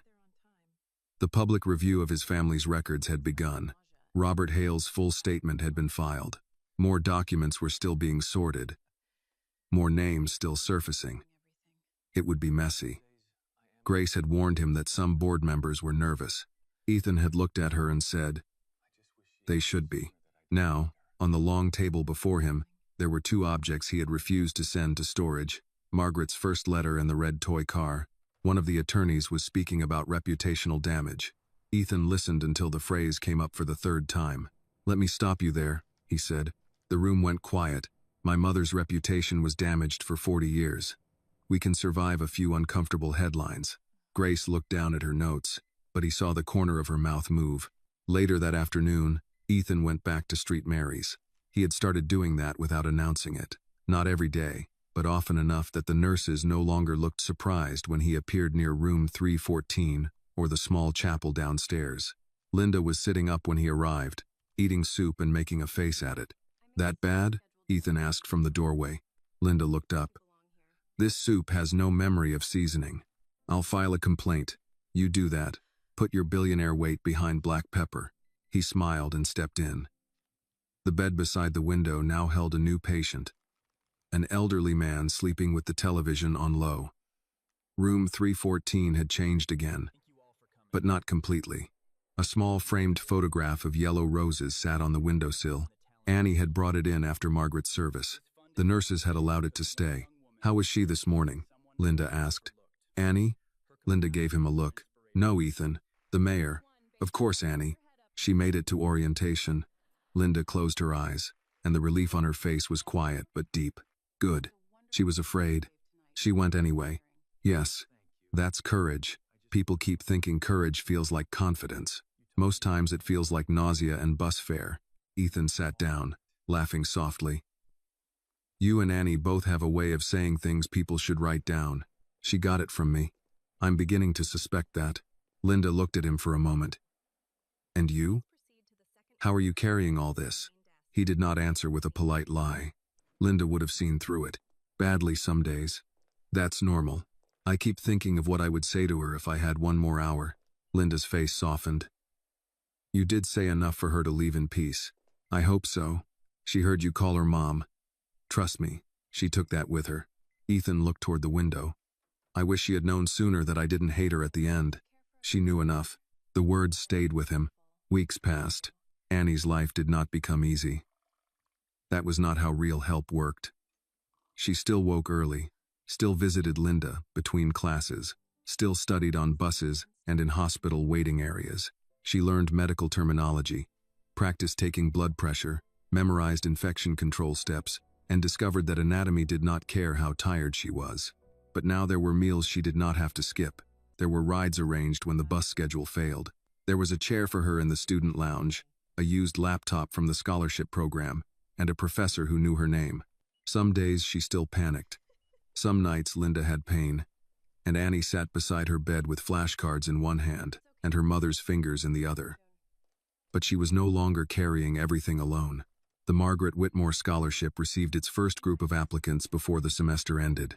Annie refused to speak at the announcement, but she agreed to stand in the back of the room while Ethan explained why the scholarship existed. He did not mention Annie by name until the end, and only after she had agreed. This fund began because one young woman saw someone others had overlooked, he said. Not because she had power, but because she had mercy. My mother's name is on this scholarship, but her lesson belongs to all of us. Do not let the person with the quietest voice become the easiest to ignore. Annie stood in the back with Linda, who had been discharged 2 weeks earlier into a supervised outpatient plan. Linda used a cane now and moved slowly. But she was there. When the room applauded, she leaned toward Annie. You better stand up straight. I didn't put lotion on your elbows for you to shrink in public. Annie laughed, then cried, then laughed again. After the event, Ethan found them near the hallway. You did well, Linda told him. I had a good teacher. Linda raised an eyebrow. Your mama? He nodded. And your daughter? Annie looked away. I didn't teach you anything. You taught me to open a letter I didn't want to read. That's a strange lesson. It saved me anyway. A year later, on a mild spring morning, Annie walked into St. Mary's General wearing student scrubs for her first clinical rotation. The hospital looked the same. Busy lobby. Tired families, coffee smell. Elevator doors opening and closing. Nurses moving like they knew the value of seconds. But Annie entered differently. She was still nervous. Her badge still felt too new. Yet when she passed room 314, she stopped. The door was open. A new patient slept inside. A daughter sat beside the bed, looking exhausted. One hand curled around a paper cup of coffee she had forgotten to drink. Annie saw herself. She stepped in quietly and asked, Ma'am, do you need some water? The woman looked up, surprised by the kindness. Yes, she said. Thank you. Annie filled the cup, adjusted the tray, and smiled. Someone did that for me once, the woman said, though she did not know Annie had done it first. Annie looked toward the window where afternoon light touched the sill. For a moment, she imagined Margaret there, smiling with those tired eyes that had still known how to see people clearly. Outside the room, her phone buzzed. A message from Ethan. Your mother says you forgot your lunch. I'm told this is a serious offense. Annie smiled and typed back. Tell her I'll eat after rounds. A second reply came. She said no, you won't. She also said Margaret would agree with her. Annie laughed softly. Then she put the phone away and stepped back into the hall. Life had not returned to what it was before Margaret. It had become something else. Linda was still healing. Ethan was still repairing what his family had broken. Annie was still learning how to hold hope without fearing it would be taken away. But Margaret's letter had done what she had asked of it. It had reached her son. It had broken a lie. It had opened a future for a girl who had almost given hers away. And in the quiet work of Annie's hands, in the fund that carried Margaret's name, In the red toy car Ethan kept on his office shelf, her love continued moving through the world. Some people leave money, some people leave houses, but the strongest people leave courage for the living. The lesson of this story is that we should never judge someone's pain from the outside. A poor young woman, a lonely mother, and a cold billionaire were all carrying burdens no one could see at first. Annie's kindness proved that even the smallest act of care can change the course of many lives. Margaret's letter showed that truth may be delayed, hidden, or buried by powerful people, but it still matters when it finally reaches the right heart. And Ethan's journey reminds us that forgiveness does not erase the past, but it can stop the past from destroying the future. In the end, the story teaches us to listen before we judge, to help before we are asked, and to remember that quiet compassion can be stronger than wealth, pride, or years of anger. This video is a work of fiction created with the assistance of artificial intelligence.